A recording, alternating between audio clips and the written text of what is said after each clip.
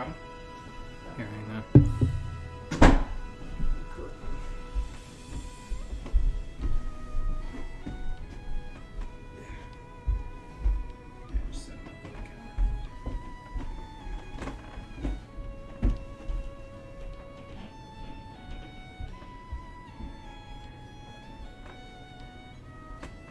Okay.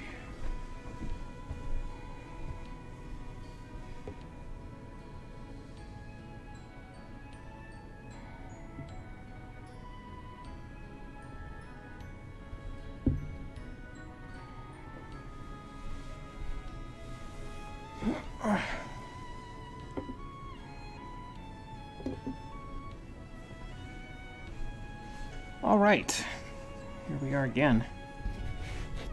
Usual thing. We'll get started once this theme song in the background is done playing for the second time.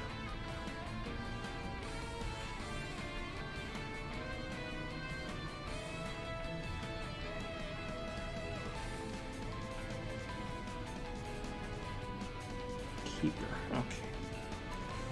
Need to keep an eye out for a keeper. Because that will be part of the transformation process today.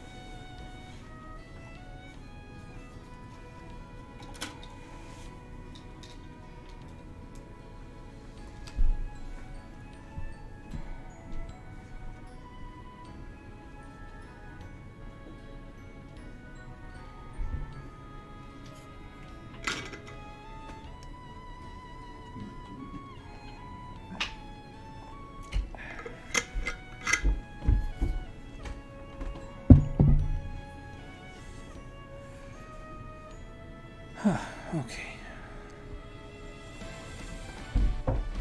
I was a little sketched out earlier. I was like, I don't know. Well, actually, it wasn't really earlier. It was yesterday. I was like, I don't know if this is going to work because I had a terrible night of sleep Sunday night into Monday morning. And yesterday I ate an entire greasy chicken finger sub. And usually when I eat an entire greasy chicken finger sub, I end up having atrocious heartburn and sleeping terribly. But didn't happen. Didn't have to worry about it at all. Slept good. Energized, ready to go. Which is good because the song's almost over, so it's almost time to get started. Alright, so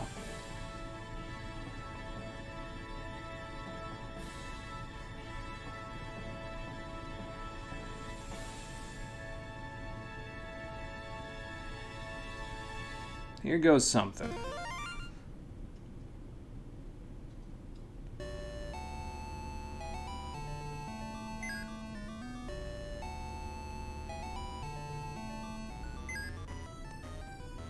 I feel like I should make some sort of Spider-Man joke, because frankly the Lizard Man sprites from the beasts there.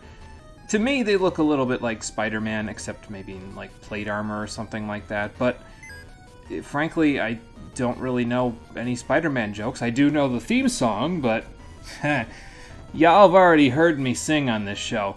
It wasn't very pleasant. How you doing, everybody? Welcome back to Final Fantasy Legend 3, the Stream Edition. Last time, we made it to the Pure Land after taking care of Maitreya in the Float Land. And we are inside of a... Did they say this place was a prison? A temple? Something like that. Anyway, Fenrir's up there. He's another water entity fiend that we have to take care of. But I don't want to do that just yet, because if we take a look at Cheren, she's only 780 experience points off from getting to the next level and being eligible to transform into her next robot iteration. And we didn't explore like half of this place because I forgot how you do it last time. So we're going to go back down and around and explore the other half of this place before we go take care of Fenrir. The only other place we could go is we could go up here, and I'm going to go up here anyway because, well, I got some time. But this door is locked, so we can't actually get through it. So that means we need to find a key. Take one guess as to who's going to have that. It's not me, just as a... just to give you a little bit of a hint. I don't want to handle these guys. Probably just stone them. And don't you just stone them? Or don't you just paralyze one of them? I think I just want you to paralyze one of them. And as we established last time, these guys are weak to tornadoes, so just drop them. And we'll be in good shape.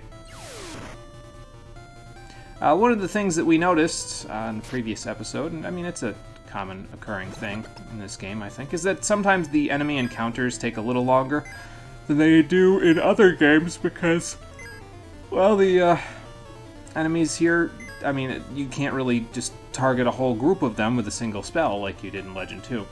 I'm gonna try to come up with a creative solution to that at some point here today. We'll see if it works out. I actually don't even know if we'll get to that point in the game today, but we'll see. I know as long as I can exploit the weaknesses that the enemies have, we'll be able to, you know, do all that stuff, but... And yeah, a little bit of poison ain't gonna bother me.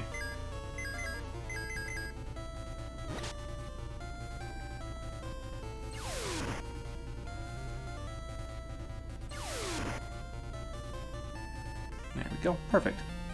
And yes, the 147 experience, we'll get there pretty quick for Cheren's transformation. This guy is still sleeping, so we can still push him around like he's one of those stone guys. So that's what we're gonna do. Yeah, just do the same thing we were doing. Paranail for you, and drop! I could also stone people, I guess. I probably should have Arthur stone the Black Cat, because I'm pretty sure it's not immune to stone. There aren't very many enemies in this game, at least until the late game, that are immune to stone, so... We will have to figure that out, though. Because, frankly, I don't feel like getting poisoned so often anymore. Yeah, just go after that guy and then drop. Because just the one stone should be enough. And then we can finish off the Ronin guy in the middle, or the samurai, whatever he is. Samurai, in just a little bit, once Arthur's done stoning that cat. Sounds like something that PETA would probably be a little unhappy with me about. Thankfully, it's not a real cat.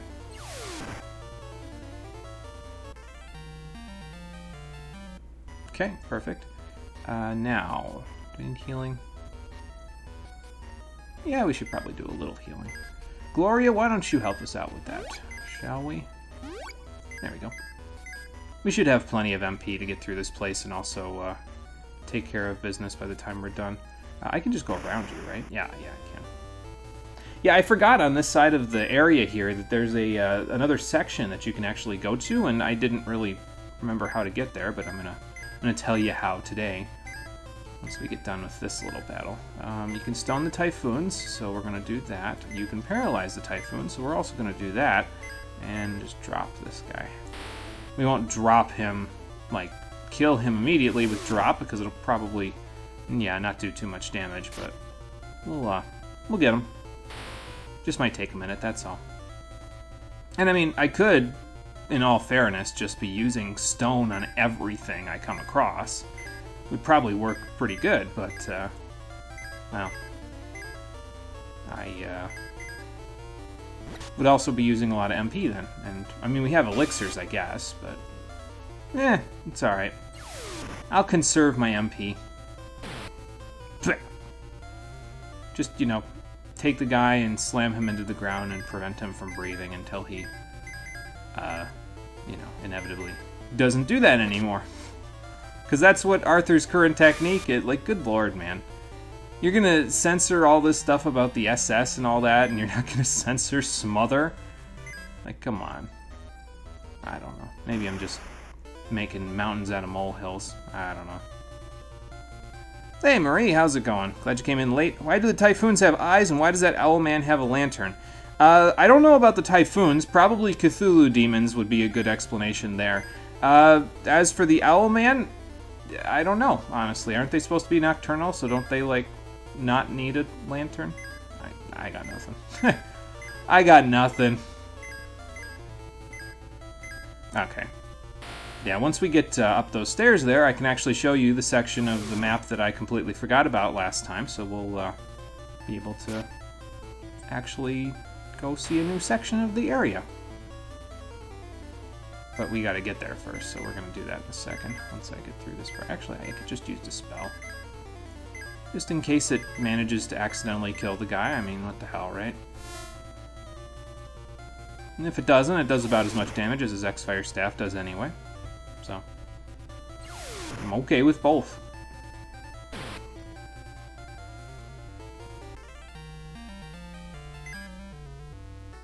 Well, we're getting a lot of monster meat. I eventually need to get robot parts, but don't need that just yet. So yeah, I think I showed you that most of this section was a dead end, but I forgot that you could walk on top of the grate here, which lets you get over here.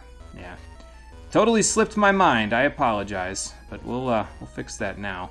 I think you can go up here and around as well to get to someplace. Oh no, you can get to someplace, but it just shows you where you could be. So instead of doing that, let's go down here so we can go to where that cat is guarding that grated area, because there's a treasure chest in there that I would like to go get. Trying to get Ho and Crystal, which requires you catch the 3 legendary beasts. Why does Roar, a normal type move, work on ghost types in Gen 2? Good question. I'm willing to bet that programming has something to do with it, or rather, a programming oversight has something to do with it, but I'm not 100% sure. Hey, Conker's Twin, how's it going? Ever tossed a flashbang? No, I can't say I've ever done anything to that effect. I don't think I have it in me, to be honest with you. Anything to do with kids, man, I usually like... It's like how people get squeamish around blood sometimes. It's like anything to do with kids just makes me like, no, I couldn't do anything bad, you know. Maybe that's just me. I don't know. Like, even when kids are bad, you know what I mean? Like, even when kids are... Like, okay, so, you know, like in preschool kids and everything like that, they all act like they're, you know, if they're, depending on the kid, they can act all high and mighty, like, I'm self-centered and all of that stuff, and I'm gonna act up in class because it gets me attention. And I just laugh, man. Like, I'm just... Here's a wizard armor, by the way. And if you go over here, it's a dead end, so we're gonna go back now. I just laugh at him, man, because it's like... You don't even gotta act out, kid. You don't even gotta act out to get my attention. I will honestly, and honestly, I feel like that part is gonna make me a bad parent someday, because like my kids are just gonna act up, and I'm just gonna laugh at them, and be like, you're just precious. Like you're making this so much more fun than it has to be, and I love you. Okay, I love you no matter what you do, whether you're acting out or you're being a perfect little angel. I love you. So I don't know. I feel like that's going to be the part that's going to make me a bad parent. But I mean, apparently on the other foot here, my cousin says that I'm great with my, would she be my niece, or? Because, she's my cousin, and then it's her daughter. No, it's her granddaughter, excuse me. My cousin's granddaughter. So she wouldn't be my niece. I don't exactly know what she would be, but she's been here a couple of times, and apparently I work pretty good with her. I just talk to her, man. You know, I mean, like, all the kids want to do is just talk. Just say things and then have you respond to them and just make it feel like they're having a normal conversation. You know what I mean? So, okay, Sharon got a level up. Perfect. So now she can transform into her next thing. And we also got Mephisto. So that's just great. 87 agility. Oh, my lord. Arthur, you're too good. You're too strong, man. Grandniece. That would be it. Yeah, probably be grandniece, yeah. Have I ever shot a hole into the surface of Mars? No, but that sounds like a cool thing to do. I mean, I would probably be on a hit list or something, because I'm pretty sure at some point Elon Musk wants to send people to Mars, and so if I'm just blowing holes in the place, he probably wouldn't be too happy with me, but it still sounds like it'd be pretty cool to do. Just be like, yeah, man, I shot a laser at Mars. It was awesome. I don't know. I feel like it'd need to be a pretty powerful laser, though, right? Like, in order for it to... Oh, and by the way, here's Mephisto's stuff. He has Circle Mute, which is pretty nice because it prevents him from getting muted, so he can't use his spells. Circle Quake, I guess he floats. And Circle Thunder, which gives him, again, ice and tornado resistance in this game, because thunder is a dual element in this game. Also, leveling up and class changing there, one of the big advantages to Beast, it's probably why they're one of the best classes in the game, frankly, is that it maximizes his MP, at least I think it does. Because he definitely had less MP than that last I checked.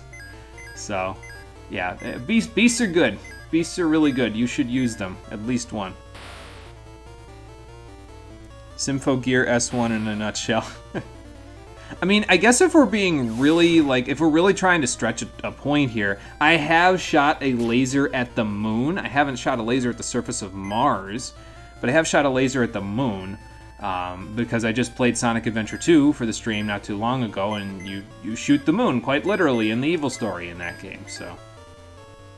And I guess if I ever play Doom 2016 and I get a laser, I'll be shooting a laser at the surface of Mars, because all I gotta do then is look down, you know?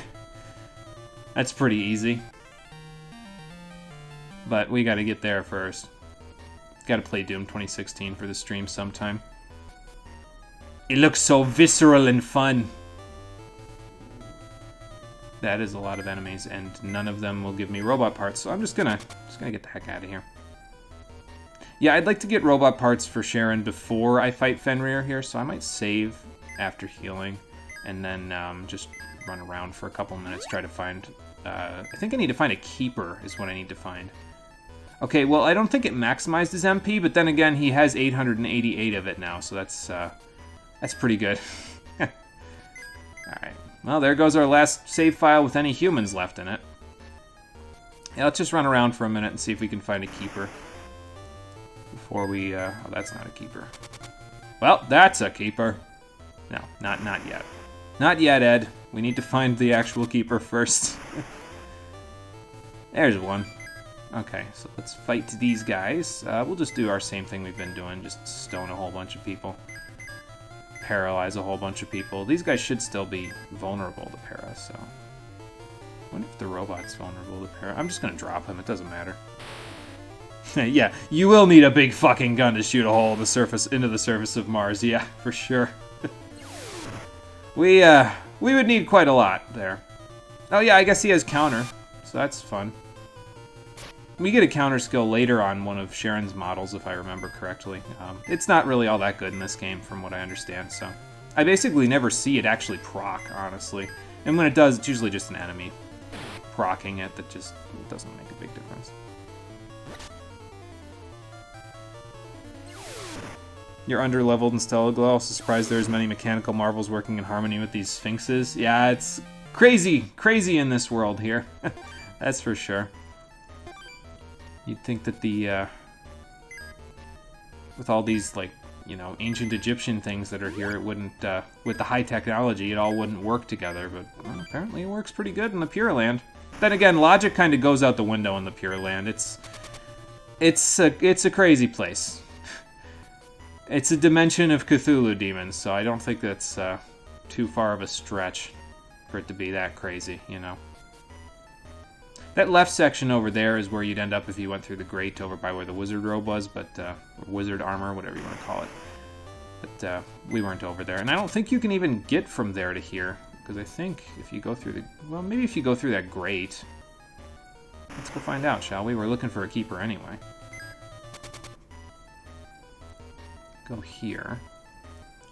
Oh yeah, I guess you can get here, huh? Well, how about that? Imagine that. I don't know this place very well in particular, to be honest. I usually just make a beeline for Fenrir and then get done with the dungeon, but eh. Encounter rate doesn't seem to be all that great today either. That's okay. We'll find it eventually. There's 2 keepers. That increases our chances pretty good.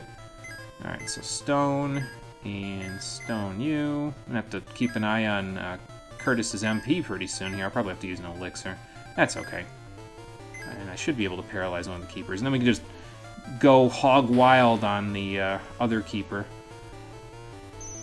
And I guess we'll try to stone the black cat because it dodged it.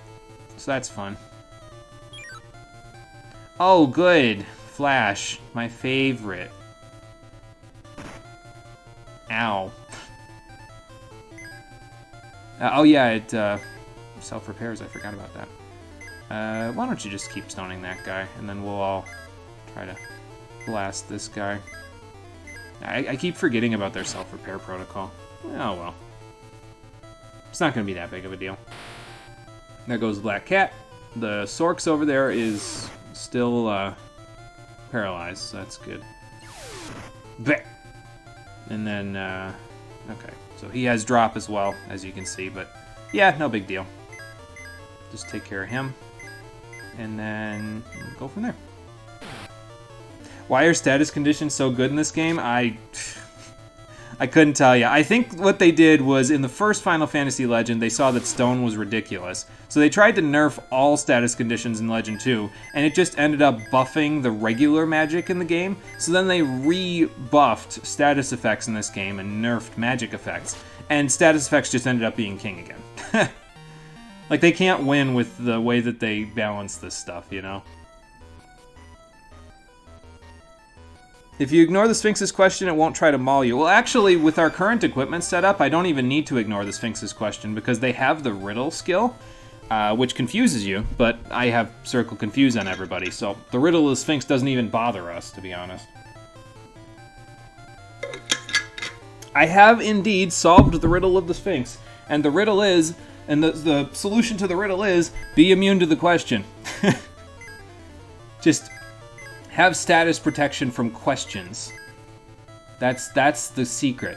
If you ever encounter a Sphinx, that's the secret. Just be immune to the question. Be oblivious. And if that doesn't work, just use the stone effect and it should work pretty good for you. Or paralyzed too. I forget what Sphinxes have immunity to. I know they have immunity to Quake, but I'm not sure what else they have immunity to. Actually, Arthur, why don't you help with the Keeper real quick? And then we'll go from there. Be immune to the question. Big confusion at answer. You gave yourself a headache. Sounds like Earthbound and or Persona 1. Aww, that's not what I wanted from that battle. Okay, let's keep looking. It shouldn't take too long for us to get this, and this is really the last hard one, at least from my understanding, this is going to be the last difficult one to get, because I need it from a specific enemy. Once you start getting up higher in the levels, the enemy table starts getting smaller, so you end up needing to get it from less different things. Like, excuse me, here I can't get it from any old robot, I have to get it specifically from a keeper. So, I have to specifically hunt for this one. But later on with the robots, basically her next upgrade with the robot. We just need any old robot parts. It doesn't matter which robot we find. Once she gets to level 31, any old robot will do. So, and I don't even care about counter, to be honest. It just doesn't even bug me. And I don't even care about Flash either. That doesn't even bug me. So, because at this point, the battle's basically free. We just beat this guy up, and then the Sorks can't do anything until he gets released from paralysis. And that probably won't happen before I get through his 550, 600-ish HP, something like that. Yeah, I definitely would have wiped by now if it was the Pokemon version of Counter. It would not have worked for me. Or the Fire Emblem version of Counter, that would not have worked either. I have half a mind to reset at this point, honestly, because we're getting a lot of EXP. I don't want to get too over-leveled. When did I save? Okay, I saved at 23. That was right before Fenrir. I'll do a couple more battles, and if I don't get it, then I'll reset, just to reset the drop tables. See if I can get what I need without too much of a fuss. Because, I mean, as you can see, we're already getting first strikes, and we're at about the correct level for the dungeon, so if I get too much experience and I start getting over-leveled, well, not only do I miss the robotic transformation that I need, I also end up just being, getting preemptive strikes everywhere, basically. I wonder if Dispel will work okay on the Keeper, because he self-repairs. But if I just kill him outright, I mean, Stone would probably work good, too. I don't know why I'm not just using that. Well, that worked pretty good. And apologies again if the paralysis, what's it called? The paralysis sound effect is a little grating on anybody's ears. It's a little high-pitched, so I can understand, and I apologize. Hopefully we don't need to use it too much more.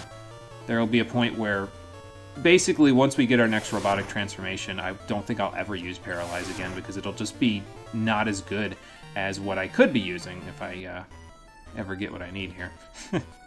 Yes, the classic Game Boy or GBA method of RNG manipulation by turning the game on and off or resetting your game. Yeah. I actually don't know how it affects the RNG in this game, though, if you reset, because there's no soft reset button in Final Fantasy Legend 3. You just go to the options menu and go back to the title select screen and then come back. So I don't know if that actually resets the RNG or what exactly it does, but, well, we're going to find out, aren't we? You just used a spell for now. Paranail over here, Paralyze over here. I do like the sound effect that Stone makes, though. I think I said that before, but it's just, I don't know. It's kind of satisfying, that sound, It's not exactly what it sounds like, but I don't know how to exactly make that sound. My onomatopoeia skills are not exactly up to snuff. That's okay.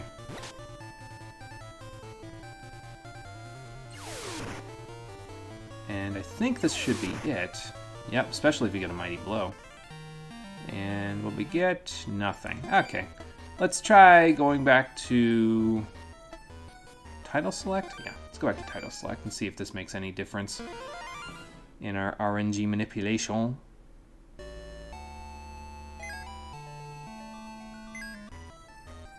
And then we'll go from here. Whoop, okay, don't run into Fenrir. We don't want to do that just yet. I mean, I could do the fight now, but I'd rather have the next transformation for Sharon so I can show off how absurdly powerful one of her skills is. So, alright, so this was working before, so let's just do what we did previously. Dispel seems to be pretty reliable, though, on those keepers. I'm just going to speed right through it. Watch an hour-long speedrun of Etrian Odyssey 2, and they use RNG manipulation to insta-kill the second boss, then they slept at the inn for 15 days so they get the second boss to respawn and insta-kill it again. Oh man, well that's something. What did they need to kill the second boss twice for? Is there any specific, advantage to that they could use in the speedrun, or... what's the advantage there? What do they get out of killing him twice? Yeah, coding! Indeed. Gotta love code. It makes the game world go round. And sometimes it makes it go square. Alright, let's see. So Stone U. Dispel de Keepa. Hera Nail. Hera Lies. Struck by you. Missed my stone. That's okay. Ow. I really want your offense to fight those Sorks, but... Actually, you know what? I could do this. Not that. This. And then do this. And specifically have you two drop this Sorks. There we go. So now if the spell works, we'll have the exact same effect. Okay, well, it's paralyzed, so it doesn't matter. Needed the levels for SP, not honestly sure. I was watching speedrun in horror, because they beat the first boss with a bunch of level 1 units, and you can barely beat the first fight with level 1 units. Oh, man. Yeah, speedruns are something else, though. I'll tell you what. They do some crazy stuff to make the game putty in their hands, you know? Curtis got a level up. Does that put him at 23? Yeah, that's him at 23. Okay, so we'll try to find one more Keeper battle. And if I can't find it, if I can't get the parts from it there, I will just reset again, and we'll go to the main title instead of just select title. Getting fancy, trying to manipulate RNG in any way I can without shutting the switch off and back on again. Okay, here we go. So, Stone U, Dispel de Robot, Paranail, Paralyze. Etrian Odyssey is dumb in and of itself. Poison on your skills scales with level, not stats. Yeah, I could see how that would be a little bit easy to manipulate.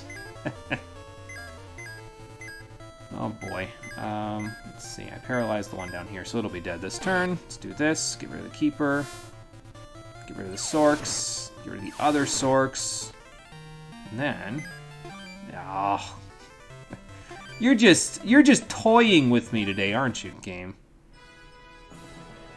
As a result, you've seen the first boss of the first Untold died to poison that did over 1,000 damage a tick. Status parties are fun in Etrian Odyssey games. Sounds like this game, kind of, although the poison in this game does not work nearly as well. But parties that use, like, the big three, Paralyze and Stone and Sleep, usually work out pretty good in this game, so... Alright, back to it. Excuse me. Let's keep trying, shall we? We'll get there one of these days. I'm not anticipating beating this game until Saturday, so I'm not really in a significant hurry. I don't think the rest of the game is terribly long, though. Like, after this, you have to go find the 4 members of the Talon's old crew, and you have to find the advanced party so that you can find Soul, and then you basically go straight to the... Well, there's a detour to unlock a barrier that the water entity has, and then after you unlock that barrier, you can then go straight to the water entity and just kill him off, and that's the end of the game, so, whoops. So, yeah, it isn't terribly too much longer. I mean, if I really tried and probably went for like 3 hours a day, we'd probably get it done by Thursday, but I'd rather just take it nice and slow. Not a big deal. And, yeah, we'll get it done when we get it done. Whoops, no, not paralyzed. Drop. There we go.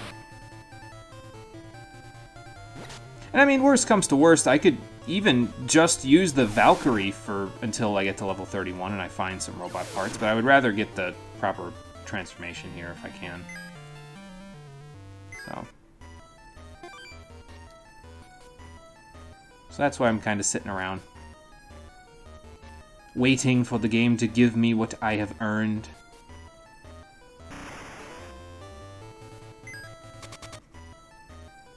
I'm half tempted to quote Simple Flips here, but I don't know how many people actually have watched any of Simple Flip's stuff that also watch my stuff. We don't exactly have too much crossover in terms of our audiences.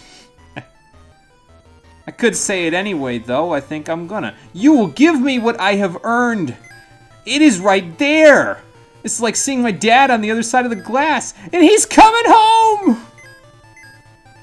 His voice gets way high at the end of that, though. I cannot get my voice that high. That is a young man's voice, and I do not have a young man's voice anymore.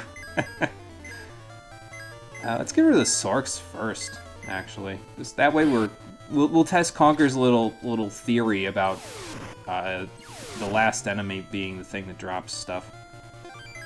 I don't know if that's true or not, but if it works here, hey, I'm not gonna complain.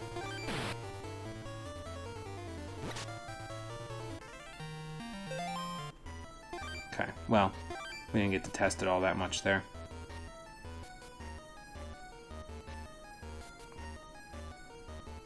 Dispel is scary because it dispels life instead of buffs. Yes, exactly.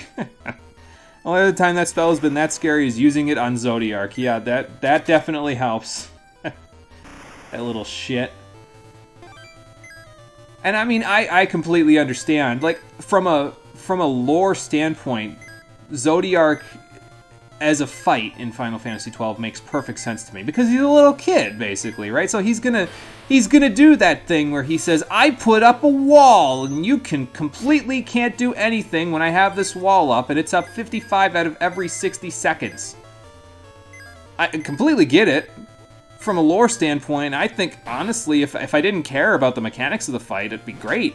But because it's taking game mechanics and then making them make sense based on the lore. It's just a pain in the ass to fight, and that makes it annoying, you know? So I could be misremembering that, though. Whenever I quote Zodiark from 12, I always say, oh yeah, he has a paling up like 55 out of every 60 seconds.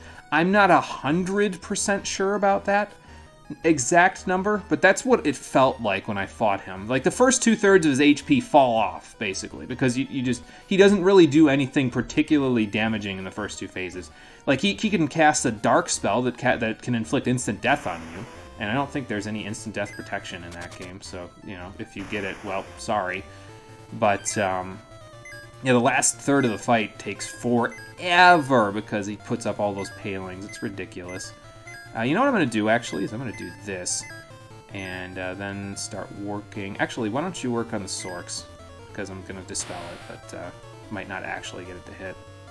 That is right, Zodiark is dumb. Paling and Magic Wall because you used Dispel to kill his buffs. Fantastic. Yeah, you have 2 to 3 seconds to get an actual hit, so I hope you saved your quickenings! We already did prior damage to that Sork, so let's just let you two do the big damage.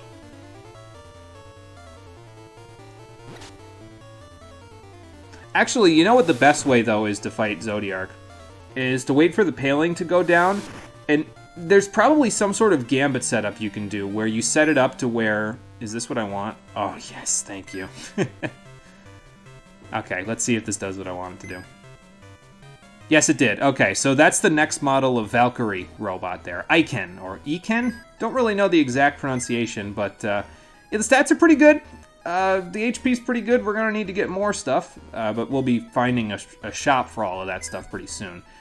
But that's not the major pro bono of having an Eiken or Eiken. I'm gonna call it Eiken. I mean, it has, you know, all the different protections that we had previously. It also has Circle Para, if I recall correctly. Yep, so if you don't want to have that on them, you can have something that gives Circle Stone or Circle something else, whatever you want to do. The main thing that you want out of the higher-end Valkyrie models is this skill right over here on the right. Not Paralyze, but Dance. Why is Dance so ridiculous? I will show you. But it's frickin' ridiculous. It's a nutter skill. It's crazy how powerful it is, as you will see very shortly. So let's head up to Fenrir now so we can demonstrate it. Although it won't demonstrate the full effect of Dance, but this battle just might! Okay, so here's what we'll do. We'll do our same thing we did normally before, right? So we'll use Dispel. I'll do it on the Sorks because what the hell. We'll do a Paranail over here. And then I will demonstrate Dance on the Keeper, and you will see why I wanted this robot. Go, Sharon. Go and kill! So, is it just Dispel? No. It is not just Dispel. It has a chance to instantly kill enemies. When it does not instantly kill them, well, you'll see maybe in this battle. But it's not just a spell. I mean, so far we've only seen it doing basically what Dispel does, but wait till we fight Fenrir, then you'll see. It does absurd amounts of damage. That's the other effect, is that if it doesn't kill the enemies, it just fucking annihilates their HP. It's ridiculous. Can't use them, burning all your MP on Kiraja and Arise. Oh yeah, that was what I was going to say, is that if you have a Gambit setup of some kind for Zodiark, to where when the paling goes down, like, I don't know how you would set that Gambit up, but like when the paling goes down, you could set it up so you throw a Knot of Rust or a Dark Matter at him, because those ignore defense and just do set damage. Like, if you charge them up beforehand, if you charge up a Dark Matter beforehand, just shoo! Just yeet it at him when he drops the paling, that would probably be for the best. I'm saying Gambit setup specifically because I think it would be kind of hard to do with just human reaction, you know what I mean? I'd hate to waste a Dark Matter and use up its whole charge and him put up the paling and just be immune to it, you know what I mean? Oh, I already saved. Okay. Alright, Fenrir, now I'm ready for you. Let's take him on. Yeah, Dance and Insta-Kill. This is a Game Boy game, alright, that's for sure. Oh, yeah, I think they mentioned that Faye was being held prisoner here, so, yeah, we should probably try to bust her out. Okay, so somebody mistaked me for Borgin before, and now you're mistaking me for Jupaya? What's with these guys? They have some serious issues with identifying people. Uh-oh. Ow. Yeah, that's not too bad. We'll make that work, okay. Alright, do I use Fast here? I think I'm gonna use Fast to just buff my, buff Arthur up, because, he could use a little bit of buffing up. Sharon doesn't need buffing up, though. Dance is just gonna... Hang on, just watch. Yeah. It's nuts. And it scales with her... every single one of her stats. So if her HP goes up, her attack goes up, her defense goes up, her agility goes up, all of those add to the damage formula of Dance. When you get to 99 in all the stats and 999 HP, you end up with like 1100 damage. It's absurd how powerful it is. It's ridiculous. I'm gonna have Gloria and Curtis heal this turn. And then I'll just stick with Curtis healing, I think, after that. So... But yeah, with 3 fasts on, Arthur's going to be doing about the same amount of damage as Sharon. Maybe even a little more. Well, all of that ice protection really helped. Ow! Didn't help Gloria at all, but, you know. Yeah, that's the thing that happens with monsters, where they just end up having a little bit of an issue with, you know, getting hurt by elemental attacks that they don't resist, so... Fenrir has about 8,100 HP, so we're doing 1,200 a pop, so this will be done in 7 turns, basically. And I didn't even Terukaja up all the way, either. I could do one more fast if I wanted to. Can I do it this turn? I can do it this turn, actually. Fast. And then Cure 2 on Sharon. So yeah, just have Gloria and Curtis heal while Arthur and Sharon bat things. Or rather, have your beast and your robot be your damage dealers while your cyborg and your monster do the healing and the buffing, so... If we had Shell, we could probably be using that to increase our defense as well, but yeah, I don't think that's all that necessary. We're doing well enough as it is, so... should I have Gloria use Dive or just... I think I'm just gonna use Cure 1, just so she can... In case Curtis needs a little pick-me-up before Fenrir smacks him in the face again. Like that. But we have Strength against Thunder, so that helps a little bit, at least on most of our people. Yeah, it's not really going to do all that much damage to us, though. The main thing about Fenrir that a lot of people have trouble with, I think, in this game, is that he can confuse you with some of his skills, but we have Confuse Protection on basically everyone, so it's really not a big deal for us. We can deal with that. Do you have Confuse Protection? Yeah, you do. So everyone has Confuse Protection. Which means that he's going to be a bit of a pushover, frankly. Why don't you help attack? Why the heck not? And then Dance. Maybe that'll get us the little bit of extra damage we need to kill him this turn? I mean, we're doing, you know, 1,350 damage now a turn because of our 4th fast. So this is going to hurt Gloria, though. That's Flood itself is actually lost magic, so it does quite a bit of damage. Okay, so we should definitely heal Gloria. We should probably heal Curtis. Really, it's just Gloria, though, that I really got to worry about in terms of HP, because, I mean, 2 Floods and she's dead, so, yeah, that's not going to work for us. And the lack of multi-target healing is, excuse me, it's a little bit of a problem for right now, but we'll be fine. Yeah, there you go. See? Not too hard. And got us quite a bit of experience towards our next level, too. Yeah, so is Jupaya okay? Is he dead? What happened to him? You're not going to tell me, are you? You're going to keel over dead before I find out. Man, none of these people are going to give me the answers I need. Oh, well. Curtis, why don't you do the healing for everybody? We'll just use Cure 2 because I'm going to use an elixir on him, so his lack of MP will not be a problem in a second. Let me do this. There. See? Now we're good. We'll be able to get out of here pretty easy enough. And we've received the prison key, which will allow us to break Faye out of prison. Where is her prison cell? Well, you remember that locked door before? Yeah, we need to go unlock it now that we have the key. And that'll let us break her out of jail. Prison break! Not that there's very many prisoners in here. It's pretty much just Faye. These guys aren't doing a very good job of, you know, usurping the... Or rather, suppressing the population, are they? Yeah, usurping, it wouldn't be quite the right word there. Let's dance for the cat.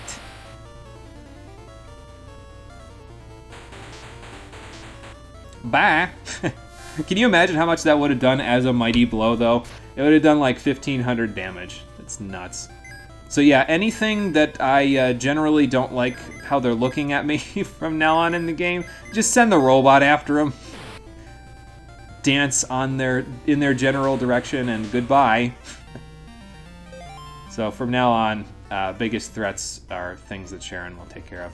Arthur leveled up to 24, so now he's a Naga, another one of the Medusa monsters, so that's pretty good. Not going to have as high of stats as the Mephisto, but we do have access to Stone Gaze again, and Circle Stone, so that's pretty nice. Now I can stone people without using all my MP up again.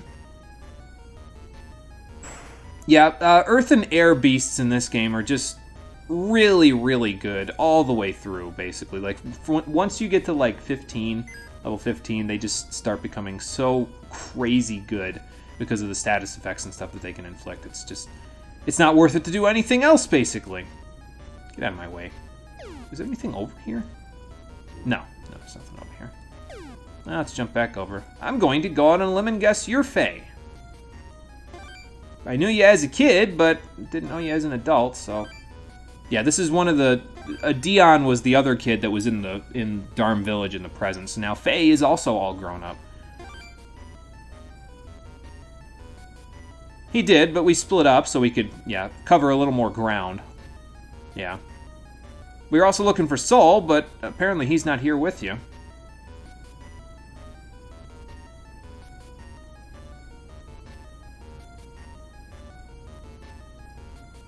Ah, okay. So the main concern that the water entities have right now is containing the people that can draw the Mystic Swords or just find them, and also containing the crew members, the old crew members of the Talon.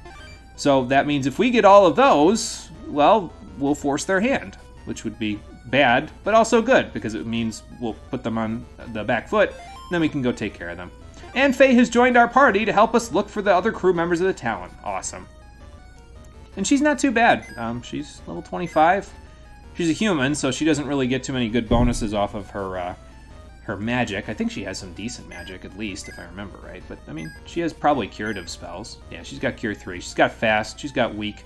Weak is not a debuff in this game. It actually is basically Arrow 2. It does wind damage to enemies, so... But she does come with Exit as well. And, frankly, I'm inclined to use it because we could use it to get the heck out of here. There we go. We don't need to walk out. We have Exit. We don't even need to walk anywhere. I have the remote.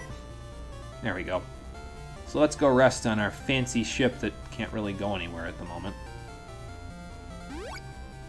There we go. Easy as that. Now, let's go back to, is that Itar Village? I think that's the village to the south of us. And let them know the good news. Hopefully they all become unstoned pretty soon now that Fenrir is taken care of. Yep, there they go. They're unstoned. Awesome. Oh, okay, cool. So there's a mountain to the southwest that we can go to if we can get to Naya. I wonder if the ship is working again that's over there. Like, the waters were too rough before, but now maybe the ship is working. So we can, or rather, the ship can sail. Not working. It was working anyway, it just, the ocean was too rough, so. Yes, we did, by murdering him! Okay, cool. There's a guy named Buzzy. He's on Mount Hassad to the southwest, and apparently he was one of the crew members of the Talon, so that's good. And he'll probably also let us know where the other members are. So cool. We'll go find Buzzy, and then we will go from there. You can get more catnip if you want, by the way, but it doesn't do anything anywhere else in the game, so. You're welcome. Always glad to lend a helping hand. Wonder if that guy is over here that was here before. Juba, huh? Ah, okay. So there's another village named Cirrus somewhere out there, and we'll have to visit him once he goes there. So we'll go there at some point and let him know. He's a named NPC, so he's probably important in some way. Here's a dark crystal. We'll be getting access to somebody that can actually put those crystals to use pretty soon. Within this episode, I'm sure. But for now, our only recourse is to head back to Darius and then take the ship to Naya. So that's what we're going to go do. And because I'm lazy and don't feel like walking, I'm going to go on my ship. We haven't gotten to fly this all that much in the game, so I figure out what the hell. Oh yeah, and this is something we haven't really had the chance to see yet. When you're in the Talon and you encounter enemies, the Talon will attack enemies at I think at the end of each round, if I recall correctly. Or maybe the beginning of each round. I know they at least do it on turn 1. Usually battles don't last very long for me in this game, so I usually don't get the chance to see whether or not it goes for much longer than that. So, those keepers self-repair, so it's probably a better idea for me to stone one of them. Or stone both of them, frankly. And then just paralyze you and Danse. Oh yeah, and Faye's here too, so, what do I want you to do? I don't care. Just hit something, I don't care. So yeah, between Stone Gaze and Dance and having access to the actual stone spell, this game is going to start falling apart now. There ain't going to be a whole lot left by the time we're done. Oh yeah, can't go over water yet. Alright, let's just heal up real quick. Do I have anything to sell? I know I have a lot of money now. That's okay, I need to buy 1 elixir and sell a couple of things. We don't need the fur or the wizard armor. The mage armor is just better because of it giving us Circle Confuse. So, really, the mage armor is going to be our go-to body armor until, I think, the final dungeon, because you don't get anything else that gives you Circle Confuse in a different slot until the final dungeon, so, yeah. We're going to have it for a while. It's not the best on defense. It gives decent magic defense, but it's not the best on defense. But that's not really a big deal. I'd rather have the Circle Confuse. We can heal off the damage that we're missing from the lack of defense or magic defense. Getting confused, we can also heal that off, but it's not as convenient. Alright, let's head to the ship. See if we can head off to Naya now. Because Naya is the place to be at the moment. Oh, cool. Thank you. I'll take it. Anybody else see that town up in the northwest? Looked like it was an icy area. I'll have to keep an eye out for that. So yes, Naya is the center of trade for the entire world of the Pure Land. And apparently you can take a ship to Poral as well, but the ocean is too strong over there now, so I guess it's just like a tidal surge or something. So why is Naya the center of trade? Well, all of those little sections over there that we just walked past has a whole bunch of shops in them, so. Oh, okay. So there's another old member of the Talon's crew named Shar, and he's living on Cape Frost. So yeah, that village that was on ice over there, pretty close to Cape Frost. We'll have to go over there. Oh, okay, so Buzzy was the chief crew member of the Talon, so that's why he would know where everybody else is. It's because he was their commander at one point. Cool. So yeah, walk into any of these little clusters of shops and you'll find something. This one's an inn and a pub at the same time. Oh, okay, so Dion went to Poral, so that we can't go and access anything with him right now, but he's off doing his own thing, so that's fine. We don't need to heal because we have the Talon for that. And frankly, we already healed, so no big deal. Another department store. Let's see what they got here. A couple of things, actually, and a couple of things I think I want as well. Let's look at my end game equipment setup real quick. Because Naya's got some pretty good stuff. They have diamond shields. I know they have diamond gloves. I just saw those. Let's see. They do not have diamond shields, but they do have diamond gloves, so I'm going to grab those. And let's see. The Hikata boots I don't really need. The Hikata helmet is the one that I really want. For later, but we don't get access to that just yet. What gloves do I have on everybody else? Because I might get more diamond gloves. Just for them. Let's see. Now, the diamond gloves in particular give Circle Thunder, so that's why I would want them. Oh, we already got the diamond shields. I forgot we got those last time. I want the diamond gloves for Curtis specifically. They're a little better than what he's got for right now. I'll give him a little extra MP and everything like that. And I should probably get him Hikata boots as well, just because it's a little better for him there too. But the reason why I want them for him is because I'm going to be getting him a different shield in a little while. So let's get him some Hikata boots. Everybody else is pretty good with what they've got, so it's just that because Curtis is a cyborg, he wants stuff that gives him some solid advantages in terms of his MP and everything. It also makes his defense nice. So a little less agility, but yeah, what can you do? That's fine.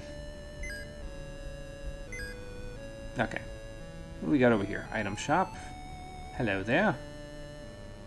Well, yeah, I can see that. You've got a whole lot of stuff going on here.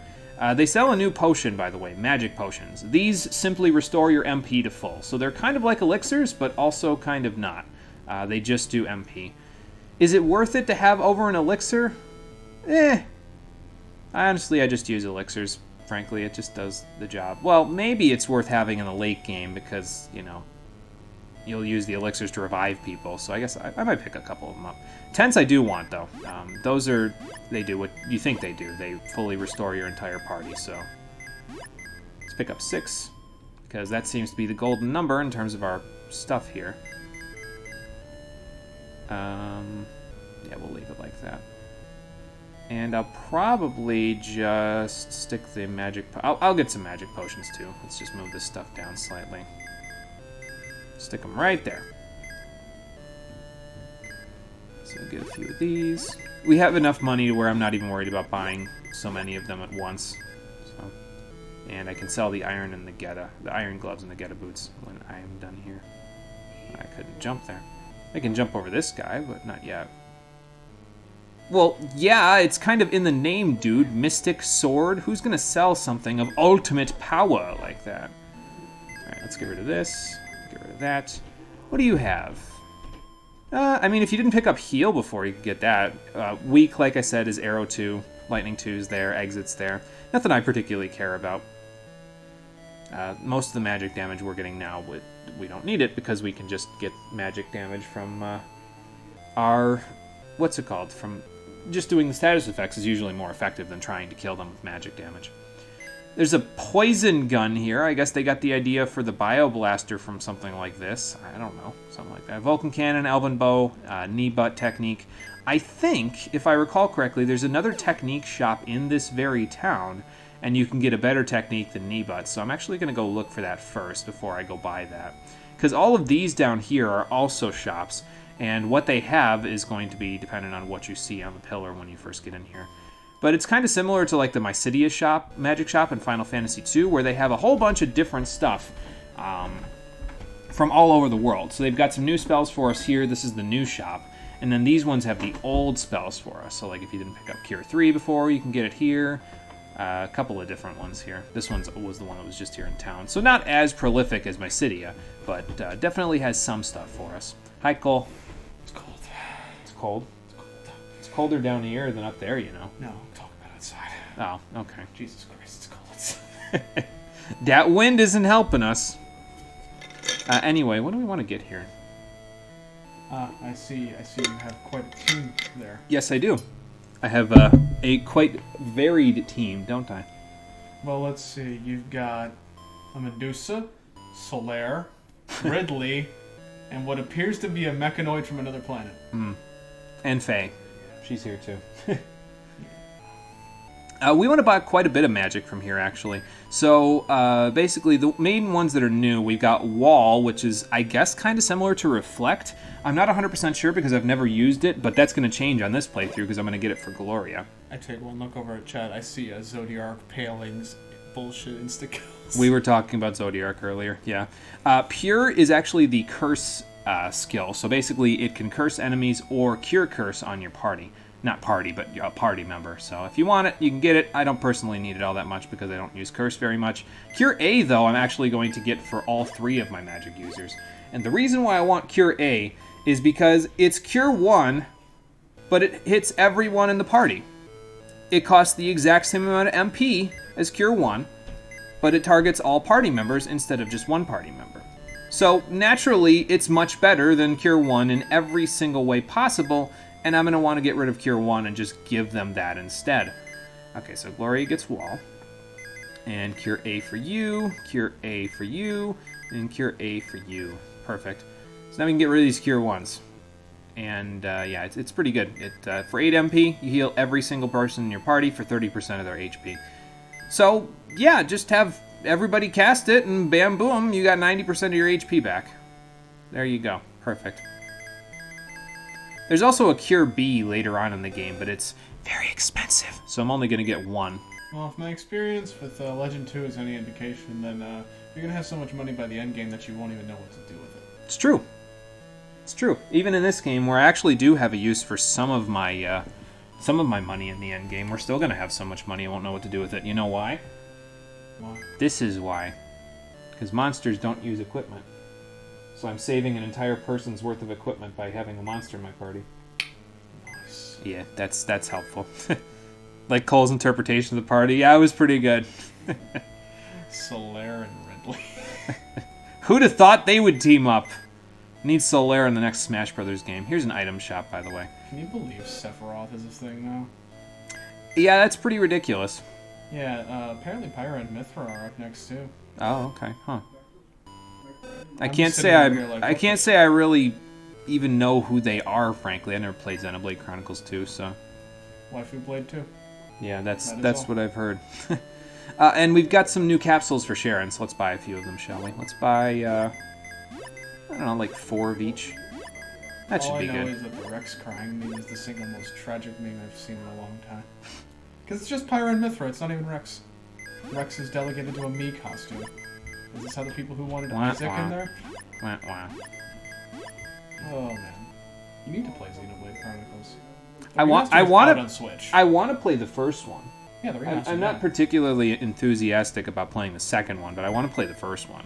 It's like the second one's good, from what I understand. yeah. Oh wait, hang on. We learned Just to do- occasionally criminally depression. I'm honestly just worried about the fact that it gets lost in its pandering BS and stops being a good game because it's too busy pandering. Sometimes games do that when they do that anime pandering BS. I'm not saying Xenoblade Chronicles 2 does it. I don't know. I haven't played it, but yeah. Paul's trying to use logic, but he forgets that female characters tend to sell games. Understandable. That is true. That is true. That's a big draw for a lot of people. The thing that I didn't understand. Maybe one more with defense this capsule? is Let's that, get like, one more. Rex is like the main character of the game. Shulk is in the game, and it's just like, I understand that like putting in 3 characters in one would be kind of ridiculous. You know, to have the base fighter and then have their moveset swap entirely between Pyra and Mithra. Fire Emblem. Yeah, that. That would probably be a little bit ridiculous. It seems weird to me. I'm okay with it, just because we have a Xenoblade 2 character in the Smash roster like now, armor shot. and holy shit, I've seen some of the things people have been doing with Sephiroth. It's fucking ridiculous. Like, Alex is sending me clips over Discord of people doing wacky shit with Smash, and it's great. Nice. It is great. We actually don't need anything new from this shop. Scarf gives Circle Stone, which I guess I could use on Sharon, because she has Circle Para. Yeah, what the hell. I'll buy it. Yeah, we don't really need anything else, though, from there, because most of it's body armor. And the Mirror Shield, it gives you Circle Mute, but it's not really all that worthwhile, I don't think. Okay, so now Sharon should have immunity to all 4 of the statuses that are important, right? Yeah, there we go. I like this new menu system. It looks a lot less... Yeah, it's actually pretty clean. I actually like the UI in this game quite a bit. You know, I should actually play this game. You did play Legend 2, so it would be worth your time to play Legend 3. I don't want to talk about the nightmare I had to go through with Legend 2, though. How That's many hours 'cause did I stay up for that? Well, that's because you used 2 monsters, though, so that's why you had to go through a bit of a nightmare to get it done. You know, it keeps reoccurring to me whenever I think of Legend 2 on my Shin Megami Tensei playthrough, that I can literally just, like, get SMT4 and 4 Apocalypse on my computer now. Ah, that's true. If you can get Citra to work. Citra never worked on my computer for some reason. I tried to install it, but maybe I should have followed an install guide. Jimmy won't let There it is, yep, so here we go. So I was saying don't get knee butt because if I recall correctly, there's another technique that you can get somewhere else. Here it is, Judo! So let's get that for Arthur. I could get a laser for Sharon, but I don't think she needs it. I don't think it gives the agility boost that the one that she has gives at the moment. I guess I could get a dragon sword too, but nah, that's an old weapon. We'll just let her get something else in a little while. It'll be better for her. The Elven Bow might give an agility boost, though. Nah, whatever. Doesn't matter. She's never going to be using her actual weapon anyway. She's just going to be dancing on everybody, so it doesn't matter. Arthur's the only one that I really need a new weapon for. Because Curtis doesn't need it, because he'll be... well, I guess Curtis could use a new weapon at some point, but the X-Fire's pretty good for him. So, until we get something else later. Forgot what you were about to say. That's okay. I do that all the time. Wait a minute, hold the fuck on. What? You just bought Judo for Solaire. No, I bought Judo for Arthur. Oh, I was getting the names mixed up. Yeah, Solaire doesn't get to be a pro wrestler in this game. Listen, all I'm saying is I had like this image of you equipping it on Solaire. I'm just calling him that now. Mm-hmm. I just had this image of you equipping it in there, and there's just like that one fucking Iron Pineapple video with Atomic Karate. Oh, yeah. Yeah, that was a pretty good video. Okay, so we bought a whole bunch of stuff from Naya, but we still have a whole bunch of money left over. Thank you, Gloria, for saving my pocketbook. Let's see if we can call the Talon, shall we? Yeah, awesome. It came with us, sort of. And let's take it down to Mount Hasbid so we can go try to find Buzzy and start rounding up the Talon crew members. You know, I just realized the Talon looks like a giant fucking like SR-71. Mm-hmm. It's basically a Blackbird, yeah. Stealth bombers. That's basically what it is. It's probably that's probably where they got the idea from, was like on stealth bombers and stuff. Yeah. So, I wonder if an anglerfish can get paralyzed. And bless you, Dance. Oh. And it'll have Faye attack up here.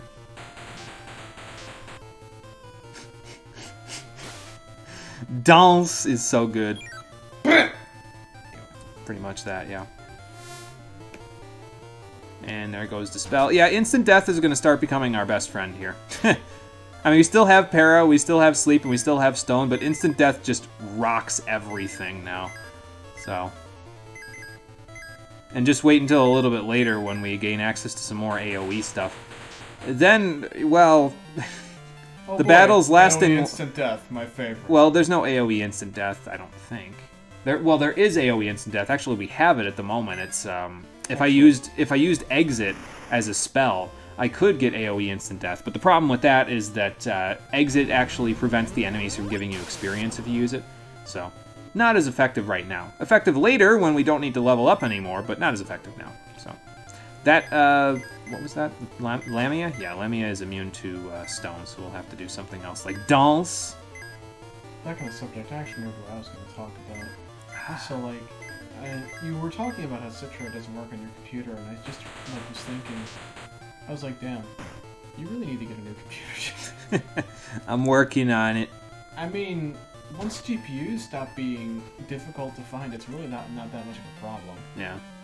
The problem is that GPUs are going to be hard to find for, apparently, from what my sources are saying, a good long time, and that I am hilariously lucky to even own one. Oh boy. I don't want to talk about it. Hey, look, there's a cave up there, but we can't get there with our current ship because we can't fly over water. I'll have to remember that that's there later. The ocean's too rough. Remember that the water entity is the main villain here in this game, so it... Right, stay away from the water. Yeah, so if we try to fly over the water, we would probably get blasted out of the sky. Giant. I don't think we can... Actually, I think we can go that way right now, but we can't do anything over there for right now. There's something that, like, blocks our passage if we go past Mount Hasbid at the moment. So let's go to Mount Hasbid first. Then, once we find Buzzy, he'll be able to tell us how to get the Talon to probably better shape than it is now. Or at the very least, he can point us in the direction of the Chief Engineer. He was the Chief Officer. It doesn't mean he was Chief Engineer. On the subject of wacky woohoo remakes, SMT3 Nocturne remake. Yeah, that's coming out soon, isn't it? I don't know when it's coming out, actually. Yeah, I don't know exactly either, but... The only real remake I know exactly when it's coming out is the Mass Effect remakes. Remasters, I should say. Yeah. God almighty. Cole can't wait. My soul is ready. I can't wait to see 60 FPS Commander Shepard.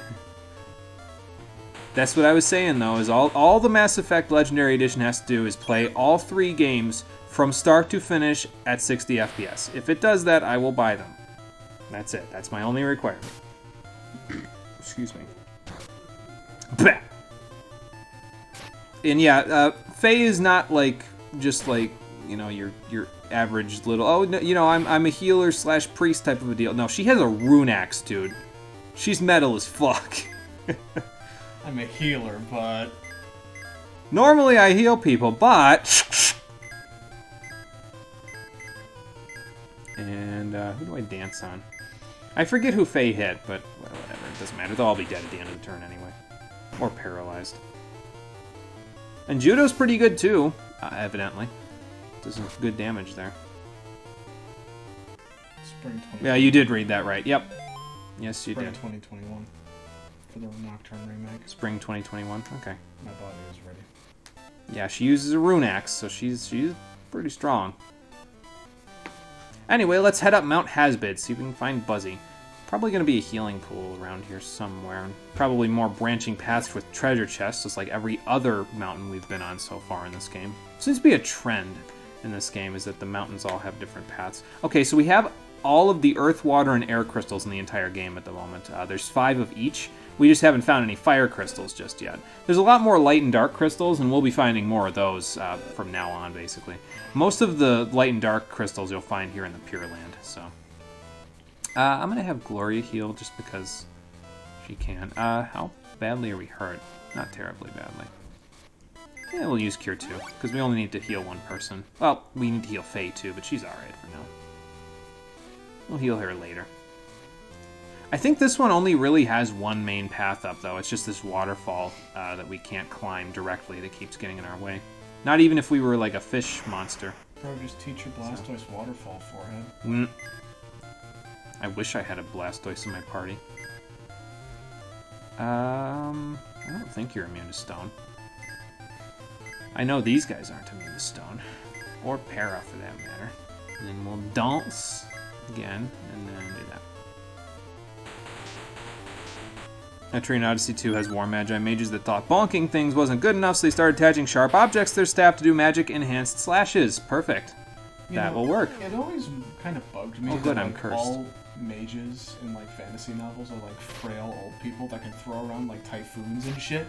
But like, you mean to tell me that there is not some old mage out there, or just like an entire sect of them that's just like, yeah, we study magic and shit, but we also know how to take care of ourselves, and they're just like, they're like not like ripped, but they're actually fit. Well, see, the implication, right, is that the reason why most mages are old and frail, the D&D implication, at least from what I understand, is that they're old and frail because they've spent a literal lifetime studying. I can't get across here. They spent a literal lifetime studying all of the magic that they have to deal with, and so that's why they're frail, is because they've spent all that time perfecting the magic. But I mean, it depends really, though, right? Because you could have the Greek interpretation, because what I have found out recently that I thought was freaking hilarious. We don't even need to use drop on these guys. Dance does more damage, even though it's a weakness hit. What I found out recently about a lot of the Greek philosophers is that they were ripped as fuck, dude. Do you know Plato isn't Plato's real name? It's his wrestling name. He was a championship wrestler.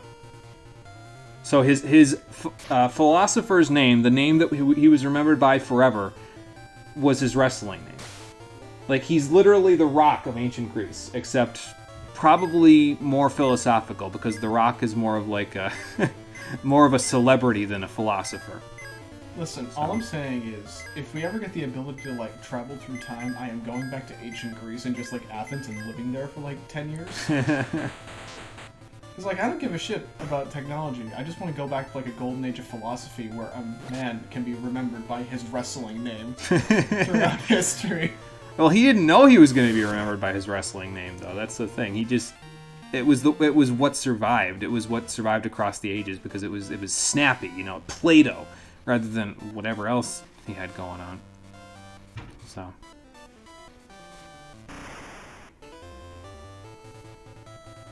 Are these new enemies? 75mm is a new enemy. Most of the rest of them we've seen already. Jesus Christ, you got enough guns on you, little laddie? Well, they won't in a moment. If I needed robot parts, I could have just come to this battle. This battle's basically all cyborgs and robots. What the hell? Oh, well. I don't think the 75mm has a repair module, but I guess we're going to find out in a minute, aren't we?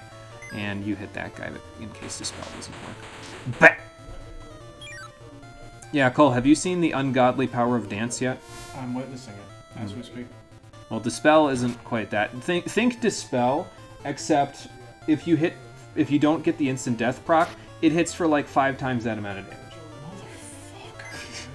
Motherfucker. I don't... What?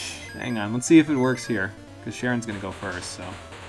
Okay, but just kills. It just kills. Dead. Just gone. Yup.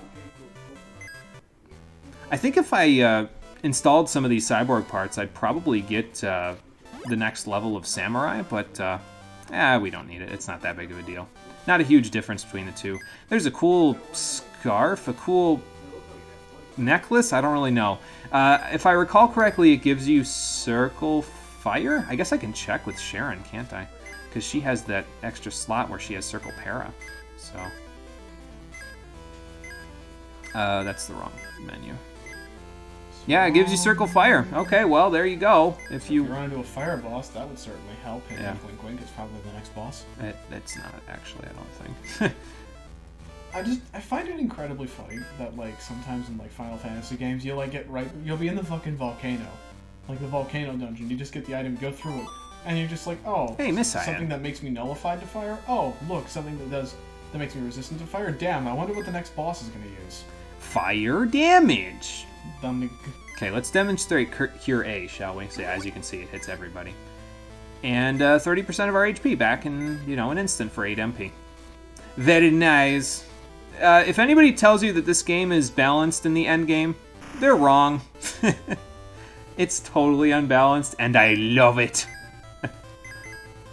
Okay, what else do we got here? Do I want to use stone? Yeah, I'll just use stone. Paranail U. Dance, because literally there's nothing else for a robot to do at this point. If you have dance, you just use it. Dumb was dumb kid, didn't take insight. No, that's okay. I was also dumb and was a dumb kid. Well, so I completely understand. I don't know. I'm sitting this game would have fucking Final Fantasy VI when I was younger. I'm like, yes, accessories, damning, big number go burr. That was the extent of my knowledge as a child. I would have been an amazing black mage. The main thing that I would forget to do when I was a kid, when I was playing RPGs, probably why I wasn't a big fan of them when I was a kid, is I would get like new equipment and I'd forget to equip it. Just flat out be like, oh, it's in my inventory. Nope. Just out of my mind. Didn't even think about it. I don't think I need to save again. That looks like a person, and that looks like mouths on a tornado. Fantastic. Oh, great. Let's take a look. Tell me the answers I seek.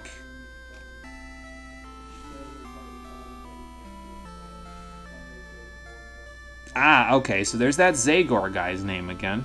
Well, that's just great. Well, this water entity fiend doesn't seem particularly bad. It's just like, man, I'm just following orders. Well, unfortunately, you won't be following orders for long. Guha, huh? Or Guha. He's going to be making that noise after I kill him. I kind of skipped through the dialogue there. Sorry. That is a mouth tornado. Yes, it is. That is just mouths. Do you see what I mean when I said this game was Cthulhu Demons? Okay. I can't decide if Nyarlathotep or Yog-Sothoth. That's a Lovecraft reference that nobody's gonna get. Okay, so same thing as before. We're going to use Fast to blast right through this guy. I'm going to use Soften even, because what the hell. And I can actually get all of my Fasts up on the single turn because we have Fae in our party. Hey, look, fire damage! Like... Yeah, I know, we don't need to worry about that. It's fine. Yay, Let's do a little damage, reduces Joe. defense by 15.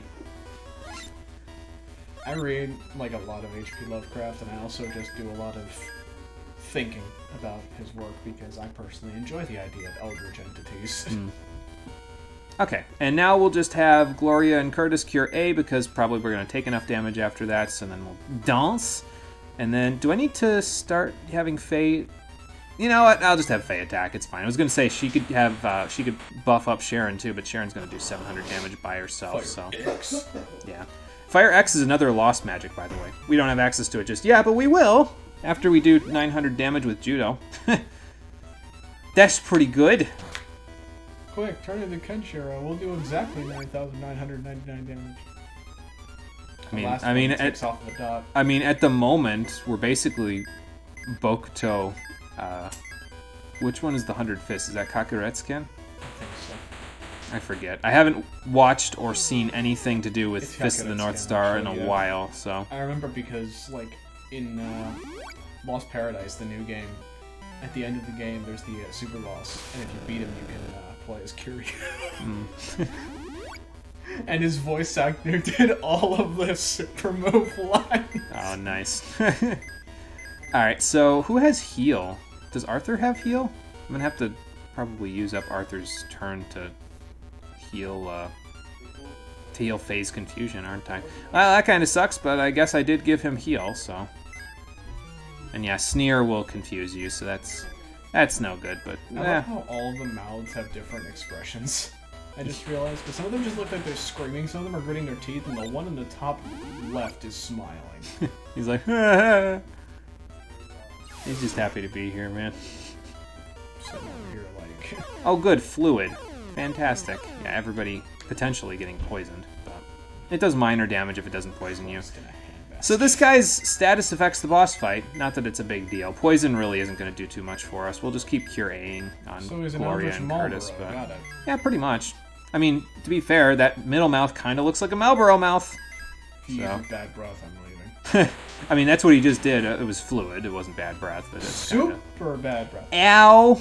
Yeah, Wind Up still does a lot of damage, even now. I am amazed. He's just taking damage. These guys have a lot of HP. That's the end game of Legend 3. They give the bosses a ton of HP. So, and yeah, we'll just keep Cure-Ing. Again, it doesn't use up a whole lot of MP, so I'm fine to just keep doing this. It's almost like at the end of Final Fantasy 3, where you just end up having 2 ninjas and 2 sages if you're playing the NES version, because every other party is just more inefficient. So you just end up curing with 2 people and attacking with 2 people. 2 ninjas, 2 sages, Cackless, and Endwalker. Just call in Segata Sanshiro? I don't know who that is. Sanshiro? That name sounds familiar. Fucking just 2 sages, 2 ninjas, so you get 2 trick attacks and a bunch of lasers. Got it. Well, actually, ninjas in Final Fantasy 3 just throw shuriken at the enemies. I mean, Fuma Shuriken does like 20k. They don't even need the Fuma, that's the thing. They just throw regular shurikens and it hits the damage limit by itself in Final Fantasy 3 on the NES, so... I don't know what madman was just thinking to themselves when they were designing Sage. Hey, so what if we just Gundam this shit? Oh yeah, Sage in 14, yeah, they have Gundam wings now. Anyway, we leveled up. A couple of people did anyway, and we have a succubus now. So this is Buzzy, and yeah, we're from the future, not the Pure Land, so. Awesome, so he's going to help us out. Yeah, we could use your expertise on the Talon. So, we do, yeah. Awesome. Okay, so we just gotta go see Char at Cape Frost. And yeah, we should probably grab whatever's in this box. And every time you find a new member of the old crew, Arthur will call the Talon using the remote by himself, and they'll go down from wherever they are. So in this case, he'll go to the bottom of the mountain, and he'll go inside of the Talon. So that's good. We don't got to escort him out or anything like that. Which is good, because it's not like we have room. Oh, you just found Durendal. Yeah, it's not like we have room in our party for him at the moment. But in this chest, we get the first of the 4 mystic swords in the game, the Durendal sword, or Durendal, however you want to pronounce it. It's fine either way, because it's a good sword. Who do I want to give that to? Is that better than what Curtis has, or do I want to give that to Sharon? Let's see. That gives him exactly the same, and it reduces his magic by quite a bit from what I saw there, yeah. So I don't want to give it to him. Gloria can't equip it, and Arthur can judo throw people. So Sharon, I guess you're getting a fancy sword. So the Durendal is a mystic sword. It gives her slightly less agility than before, but I mean, she's already got almost 90 agility, so she'll be fine.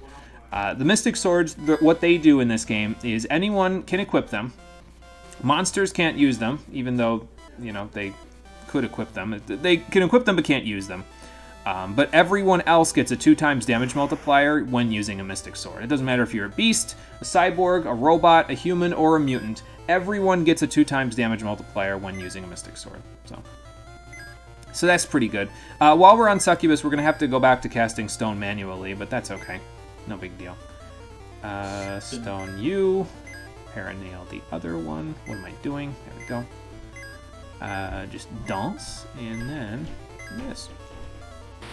It's Saturn's mascot. He convinced people to play the Saturn by throwing them. Sun exploded. Oh, okay, die, for the Sega but Saturn. That is a sacrifice I am willing to make. Okay, gotcha. That's funny. You know, when I went to Casual Dragons a few days ago to pick up my first Warhammer models and books. By the way, I've been slowly getting into Warhammer and losing my mind. Help me. I just went downstairs while the owner, Jay, was running the escape room that's in the basement. And all I hear from one of the D&D rooms is somebody just shout that. That is a sacrifice I'm willing to make. Oh boy. You know, if we install this, I could probably get the next level of Samurai for Curtis. I don't know if it has all the stuff that he has currently, though. I guess we'll leave it. I'll take a little bit of a risk at keeping his HP slightly low. That's no big deal. I just realized we could be casting Exit right now, so I'm going to do that. And that takes us right out here. So now Buzzy is here on the Talon with us. He is one of the 4 shopkeepers over here. So all these doors, yeah, he opened a shop. He is the item shop, so he's less useful than the other 3 in that department, but I'm still glad he's here. So here's a missile that we'll go and install in a minute. I don't think I need the cool necklace. It's cool, but I don't think I need it. What do you have here anyway? So you don't actually sell the capsules for robots. So if you need capsules for your robots to max out their stats, you're going to want to go to Naya. Otherwise, you're not going to be able to get that for them. So yeah, Buzzy's, he's mainly there to help you locate other Talon members. His shop is okay, but it's not the best. When we get access to the other 3 shops, we'll be getting access to some much better equipment, though. So now we've attached the missile. Always remember when you get a new weapon for the Talon to set it by equipping it in the weapon department here, because that means that when the Talon runs into enemies, you'll attack them for more damage, which is always good. Actually, before we go anywhere else, we got to go to Cape Frost, which is slightly up north of us, but I want to save real quick before we go there, just so that way I'm in good shape. Oh, look, we're already level 25 almost. Curtis is almost there too. That's good. We'll get there. I believe, yeah, right up here is about where we want to go. And the land doesn't matter where you land the Talon here. You can land on ice, you can land on sand, you can land, as long as you can step on the tile below you, you can land on it. So I could have landed directly on the cave if I wanted to. Are you Shar? We heard you were living up here by Cape Frost. Yes. See, I'd be making Gundam references to galore right now, but now the game disappoints me. Okay, so in order to get Shar to go on the Talon with us, he wants us to get the tablet from the ruins southwest of us, which... Ah, okay, gotcha.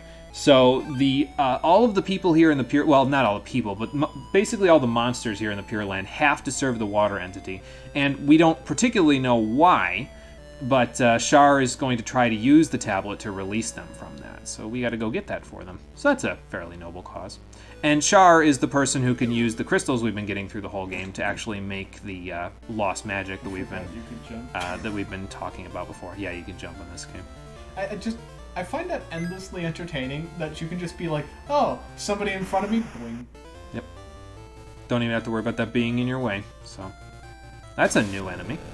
Is that a dragon fossil? It's a pretty good monster, actually. It has a couple of instant death attacks, so it's got like stone dragon bone. Okay, it's got like stone gaze and X Numb, I think, which is different from regular Numb. Regular Numb is a debuff for attack, I think, and X Numb, or is it X Powder? I think it's X Powder actually. That's just instant death. It's like similar to Dispel, except doesn't do damage. Dragon Bones? Oh, Skull Greymon. I've been playing way too much Digimon. You have been playing a lot of Digimon, although you're done with Hacker's Memory now, though. So. Yeah, fuck that game's ending. Literally, fuck that entire game's ending. Cole was not a big fan of the ending of Hacker's Memory. Because it's just... My biggest issue with that is that, like, Cyber Sleuth ended on a really, like, high note. Like, a really, like, oh, everything's gonna be okay now and your actions actually meant something. Hacker's Memory felt like you just got punched in the dick. Hey, Dispel actually worked. Nice. It's not that I don't enjoy stories with legitimately depressing messages, but if you're gonna make a sequel to a game, keep the fucking tone consistent. Like, okay, I get you, friend. I understand creative intent, but still, like, if you're going to end the first game... Oh boy. What the fuck is that? Man, they're just throwing bosses at us left and right, aren't they? Well, it's okay. But anyways, like, if you're gonna throw a game's ending at me, and, like, the first game is really, really... Dahak! Dahaka? Oh no, it's Prince of Persia. Run. We would like to go through here, but we can't jump over you. Maybe if we defeat you, you'll let us pass. Yeah, this guy's a little bit more tame than the rest of them. Although he does have a mouth where there definitely should not be a mouth. Every boss in this game has a mouth where there should definitely not be a mouth. Yeah, Yes, Dahak. So Dahak is amphibious, it looks like. I mean, he has webbed feet. Webbed feet, no wings. Looks like a Chinese dragon with some Slifer the Sky Dragon thrown in. Asitaka, run for your effing life.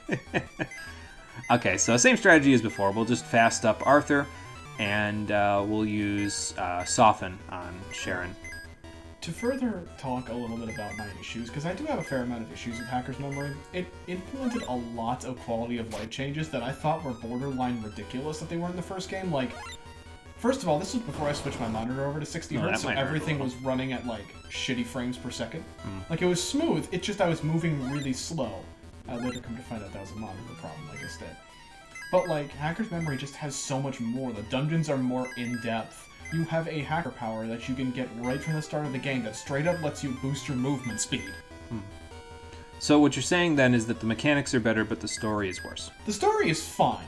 The story is fine. I like the characters, but I think the fact that the game has to coincide with the story of Cyber Sleuth, it's actually a detriment. Because you see characters from the first game come and go, and the problem is that their role in the first game was so important that they have no time to bond with the main character of Hacker's Memory. Like, I personally think that some of the side characters that were not fleshed out in the first game, like Yuko's assistant, Faye, should have had a much more integral role. Like, I'm not opposed to cameos, and I think they should have just stuck to cameos. But, like, flesh out some of the characters that didn't get a whole lot of things. Like, I would love to see somebody like Date and the other detective get some real fleshing out, and they almost do with one of the new mechanics. Also, Jesus Christ, game, please stop thrusting my character upon the first game's love interest. Like, Jesus Christ. I have a lot of niggling problems with that game, and that's what drives me up a wall about it. Because the game is, by and large, better. It's got a larger Digimon roster, it's got a much more... The quality of life improvements were ridiculous. I didn't feel like I had to grind as much, but that's just because I learned thorough needs of getting a Mega Digimon party. I think Gaze would paralyze you, by the way, that Gaze that he used, but it had no effect because Circle Para! It's just, the first game was like, really, it had a charm to it that I can't describe. and that I feel like if you took the two games, shoved them together into one game, then the games would be perfect. I have no idea what Swallow does. It's probably nothing good. Okay, it heals him slightly. Not like that's gonna help Just you. each one of your party members, that's all. Yeah, that'd be great. Gotta go inside and stab him in the stomach so he belches you out like in World of Darkness. Oh. Ow. But now I'm on to playing Yakuza 7. And? How's that working out? I'm having an intriguing experience so far because I think the biggest thing how I shot myself in the foot with 7 is that I watched a full walkthrough of it. Oh, yeah, yeah. Without any of the side content, so I know like all the twists and turns, so it's difficult for me to play through the whole game, but I still don't mind buying it because the game is fantastic. Hate the mechanic in video games always just turns into just DPS racing stuff. Yeah, it's, you know, it's a mechanic. It's not the best, I don't think, but, you know, whatever. Doesn't particularly add anything, but man, his nails really hurt. But yeah, that's my opinion of the Digimon Stories Complete Edition. The games are good, they have their charm. I just feel like 2 shoots itself in the foot by being too closely integrated with the plot of 1. And 1 shoots itself in the foot by having a horrible translation. Shut up. I'm sorry. I can't play it without seeing the translation being I like, agree oh that my the translation isn't the best, but at the same time, I'm used to really shitty subtitles watching anime, so it doesn't bother me as much. Why does that X hit so hard? Well, okay, so Faye is human, right? So she gets a 2x damage multiplier off of all the weapons that she uses, and the Rune Axe is included in that amount, so that's probably why it's hitting so hard, even without her getting fasted.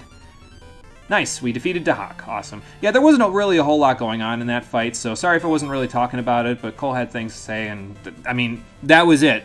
It's the same strategy at this point in every fight, so...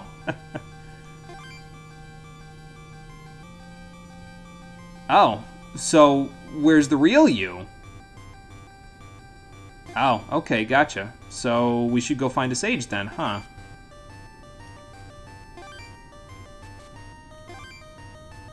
Oh, okay, we should go find Buzzy. I was like, where are we gonna find a sage? But apparently Buzzy knows how to do this, so. Awesome. Yeah, and apparently he's a sage. I don't know if we knew that or not. He might have said it or something like that. I don't know what that all says. Quick, Buzzy, use your fin funnels to blow the image up. It's probably just gobbledygook. Ted Woolsey translated this game, so if it's just gobbledygook, probably is, because, excuse me, it's Ted Woolsey, so. I am infinitely excited for Endwalker. Like, I don't think you understand. Like, Yoshi P drop-kicked the stage down, showed that trailer, and was like, hey yo, Sage, new healer, you get Gundam funnels, and I just exploded. If the next melee job is Judge and it uses a giant two-handed hammer and beaming gear, I am going to shit my pants. We didn't get the tablet yet, did we? Okay, let's go get the tablet first before we go back to Char, but then we'll go and we'll check out that thing. He said there were water switch puzzles in here, so we're gonna go check that out once we're done. I'm not fighting this fight. Just fuck that. That's way too much. Tablet is right up here. There we go. Honestly, like, I'm more surprised that you yourself wouldn't play Judge when it comes out, given your well-documented husbando-ship with Gabranth. I have a well-documented husbando-ship with Gabranth? You really liked him from what I remember. When did this happen? When you played 12. Okay. No, I just remember you liking him a lot as a villain. Gabranth? Bergen I liked, because Bergen was just a large ham. Gabranth was okay. Because I just remember you thought he was a fucking badass, like, right near the end, when he decided to have a character arc. Well, yeah, because he decided to have a character arc at the end. That's why. I didn't need Paradale, I could have just dove. That's fine. Yeah, just dive. There we go. Dance is overkill, but I'm gonna do it anyway. Now, you want to talk about well-documented husbando-ship, Balthier and Bosch. That's a different story. But Balthier is just, he's the leading man, so he's like the best by default. At least they finally gave healers a new toy. I was pissed when 2 X-Packs in a row did not give a new healer. Yeah, absolutely. It's just like, come on, guys. You're just going to end up with a big drought, and that's just not good or healthy for your game at all. So Look, I fully understand that, like... yes, Ghost Hand, I would agree. They are an underappreciated bunch. And hello, Ghost Hand. How you doing? Continue. Listen, all I'm saying is I understand, like, a lot of their logic with creating classes and some such, but, like, when you have a very specific role, like healers, like tanks, you need to release them often, because otherwise people are going to drive themselves nuts. Like, Gunbreaker was relatively alright. I feel like it's better if they trim down half of its kit and make its invuln less shitty. That's just the opinions of a Dark Knight, i.e. TBN for life. The class. It's the most broken shield in the game. But, like, especially with healers, you need to keep No. people entertained when it comes to healing rolls, because otherwise you're going to end up with a healer drought. And when there's a healer drought, the problem comes in is that A, there's not going to be enough healers in queue to do the new content for new players, and B, and this is speaking from somebody who's now gotten into Savage raiding, trying to recruit a healer is awful! Alright, so let's go back and see Char now that we have the tablet. Then we'll take care of the water puzzles that are in here. And the water puzzles are important because we need to do them in order to continue with the story, but let's go give Char the tablet. He needs some time to translate it anyway, so. Do go back to 14, probably won't, sticking with your Fae friends and Scholar. Yeah, I'm still going to be playing Scholar and Shadowbringers, so I have no idea what I'm going to be doing in Endwalker yet. That's a lie. I always know what I'm going to be doing in every expansion. All I know is that I have an inside joke for Endwalker already. Which is? You get a beach vacation, I get more PTSD. Well, yeah, you made the mistake of making your side character Garlean. So what do you expect? Laughs in the Weapon trilogy. Yeah, well, that's true. Oh my god. Hey, Char, I have a tablet for you. I'm not looking forward to when Diamond Weapon comes out, because we're going to be doing it day one with, like, no strats. Oh my god. I'm going to, like, die. Okay, so the desert, the Jorgendir Desert is to the west of this area, but in order to get there, well, he's probably going to explain it, but we need to go past that to get to Talonberg, so.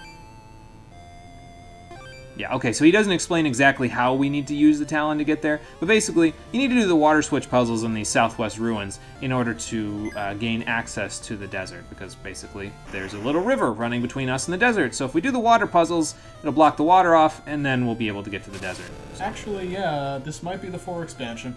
I've noted a lot of things from 4 in there. I swear to fucking god if Zorana shows up. It'll explode. Yeah, this is probably going to be the 4 expansion, based on what I've seen. I don't know how much of 4 they're going to be showcasing, but, well, we'll see. As long as nothing from the After Years comes up. I don't want to fight Yoshi P. Yeah, you have to fight the creator. Yoshi P just descends from the sky, like from Nier Automata, where the CEO shows up. Was that in Nier Automata, or was that in 15? That was in Automata, I think, or Okay. maybe both. No, maybe I think they showed it in a trailer in 15, but they ended up scrapping it. It was in like a limited time festival or something like that, and so they ended up sticking it in Nier Automata instead. Fucking Automata, however you want to pronounce it. out of nowhere, last fifth of the expansion, Yoko Taro just comes dancing out. You again! We fought you at the end of the Nier raids. I'm scared of the 3rd Nier raid. They literally revealed nothing in the letter from the producer. Yeah. They didn't even reveal the name. All they showed was Well, it's that not damn 5.5 white yet, orb. so. Well, it's not 5.5 yet, so. Like, I could physically hear Yoko Taro cackling in the background, like, ha ha ha ha, you don't know anything. Oh my god. Well, we gotta strike first. That kind of helps. This battle sucks. Just start stoning things, I guess. When do we get a 9 expansion so I don't have to play 9? From what I understand, the raid tier's based off of 9, so if Kuja shows up, I get to scream. Oh, great. I love how I'm a massive fan of 9 and I've never played it. No, I mean, I'm in the same boat. I think I would really enjoy 9. I just haven't played it yet. I'm planning on playing it blind for the stream at some point. It's not super high on my priority list at the moment. The main Final Fantasies that I want to play sometime soon are, which ones do I want to play? 12. I want to play 12 sometime soon. I want to play, what can I hit with this? Probably this. I want to play 12 sometime soon. I want to play 2 sometime soon. that's really they're the highest ones on my priority list at the moment. The fact that you didn't mention 6 means I'm gonna go cry myself to sleep. No, I'm gonna play 6. I don't wanna. I want to play them at a certain point, and it's kind of based on when I play things in 14. Yeah. Because the plan at the moment is, again, I don't know at this point because Endwalker isn't out. But from what I understand, Endwalker is supposed to be the final chapter of the story of Light and Dark, or whatever the hell. The plan at the moment is that Endwalker would be the last expansion of 14 that I would cover for the stream. We would end the story there, even if there is more content after that. So, and then after that point would be when I would want to play some of the other Final Fantasies, because at that point I've played all of 14, basically. Hey, look, that guy dropped the sword that he hit me with. I don't know if that's any good. I guess I can check with Sharon. I know she's got the Durandal, but yeah, just the same as the Durandal in terms of stat boost, so. Yeah, I think I'm going to do 2 sometime soon, because 2 doesn't really get the kind of love that I think it deserves, so. And I've played it way too much, so I know 2 like the back of my hand. Didn't you turn the main character into an Eldritch Abomination at one point? Yeah, you could do that in a solo run. I'm not fighting this battle again, fuck this. We have enough agility, get the heck out of there. The entire gaming community. Final Fantasy starts at 7. Yeah, that's not wrong. Unfortunately for the entire gaming community, my favorite of the Final Fantasies actually is before 7. So, and I think Cole's favorite is also before 7. Laughs and dancing, man. Mm. Listen, So, yeah. the first time you play 6 and you get to that halfway point in the game, it sticks with you really hard. I have big plans for that halfway point when we play 6. Hot damn. And then when you finally get to that end, the way that the final battle is presented, the way that it's brought forth, ugh!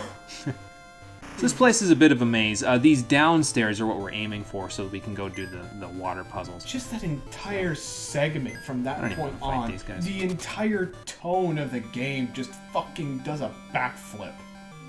Okay, so this might look a little bit familiar to anybody who's played Pokemon before. Oh no. Strength puzzles. So yeah, you can push these around almost as if you were, pushing around the people back in the town there, or the guards after using the catnip. So you can push these rocks around, and you can block off the waterway. So that's pretty cool. Push guards around using catnip? Yeah, we use catnip to put guards to sleep in Fenrir's prison, and then push them around like they were stoned. I have so many questions. None of them are getting answers. I think this is how you solve this one, if I remember right. Because you got to put this here.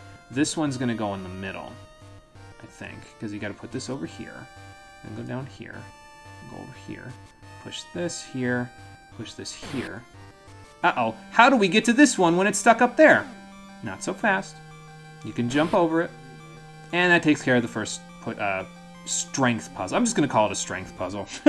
Takes care of the first pushing puzzle, rock pushing puzzle. So let's head upstairs. Yeah, there's a whole bunch of different staircases that are upstairs in these ruins, and then they all lead to each other eventually, so we'll just have a look around, see if we can find all the treasures. I think there's like 3 or 4. There's our first fire crystal. That'll be useful eventually here.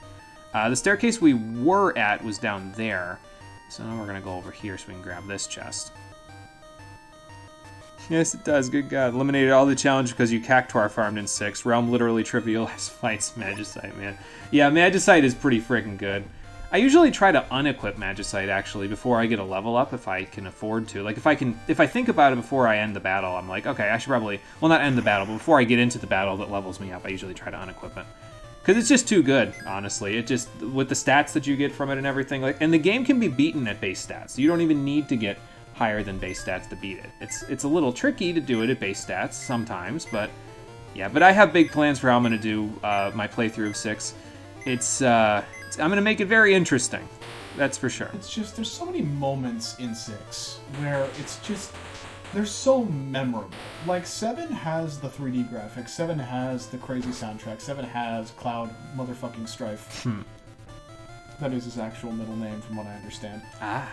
And 7 has the crazy cult popularity, but think about some of the wacky moments in 6. Like, you can't tell me you didn't shit bricks the first time you suplexed a train. Oh no, that was great.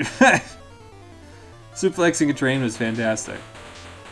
Just the entire intro to the second half of the game, suplexing the train, a lot of the character introductions, they all just stuck with me in a way that a lot of the stuff from 7 didn't. I don't think 7's a bad game by any stretch, so I don't get crucified. Oh no, yeah, 7's great. 7's a great game. I just don't. It's not my favorite either. It's great. It's just not my personal favorite. That's all. Although I will say this, while we're thinking about it, your favorite Final Fantasy is 6. My favorite, what would 6 be my second favorite? Let me think. I already know which one your favorite is. 6 would be my second favorite. Yeah, actually. Okay, so what's my favorite? 5. Yes, that is correct. 5 is my favorite, and it kind of goes back and forth depending on the day. I think I kind of go back and forth between 5 and 6 personally, but usually, if you ask me, 5 is my favorite. It's the best iteration of the job system that I think they had for a long time there. Like, I didn't enjoy a job system in a video game like that until I played the Zodiac Age version of 12. So, and it just, the game itself is silly when it doesn't need to be serious, and then it's serious when it needs to be. So it's pretty good.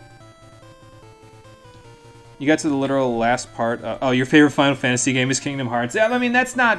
I think that some people would share their opinions with you on that one. It's not wrong, you know. It is, in a way, it's its own Final Fantasy, basically, so... Got to the last part of Disc 2 and 7 and gave up. Didn't have fun. You were breaking the game's spine over your knee without a guide. Trivialized with a guide, yeah. Yeah, 7 is one of those games. It's just not that hard, honestly. So, hey, we're leveling up again. That's why I'm not fighting a whole ton of enemies, because, I mean, we're already level 26. The maximum we need to get to is 31. So, yeah, we don't need to worry too much about that. And when Curtis gets to 27, he actually will gain access to his final cyborg transformation. So that's not too long from now. Oh, good, another smother. I always thought it was weird that, like, after Kingdom Hearts 2, on the subject of Final Fantasy characters in Kingdom Hearts, I, for one, actually liked Cloud's design in 1, because it felt more Kingdom Heartsy, and then they just went to their Advent Children designs, and I was like, oh. You could have done more with it. Yeah, I know. I get it. Hey, look, we got Stonegaze back.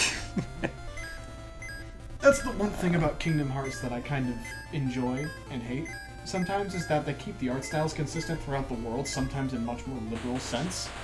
But, like, why couldn't they have just kept their first designs and then every other one of the Final Fantasy characters got a new design? It would give them some visual intrigue.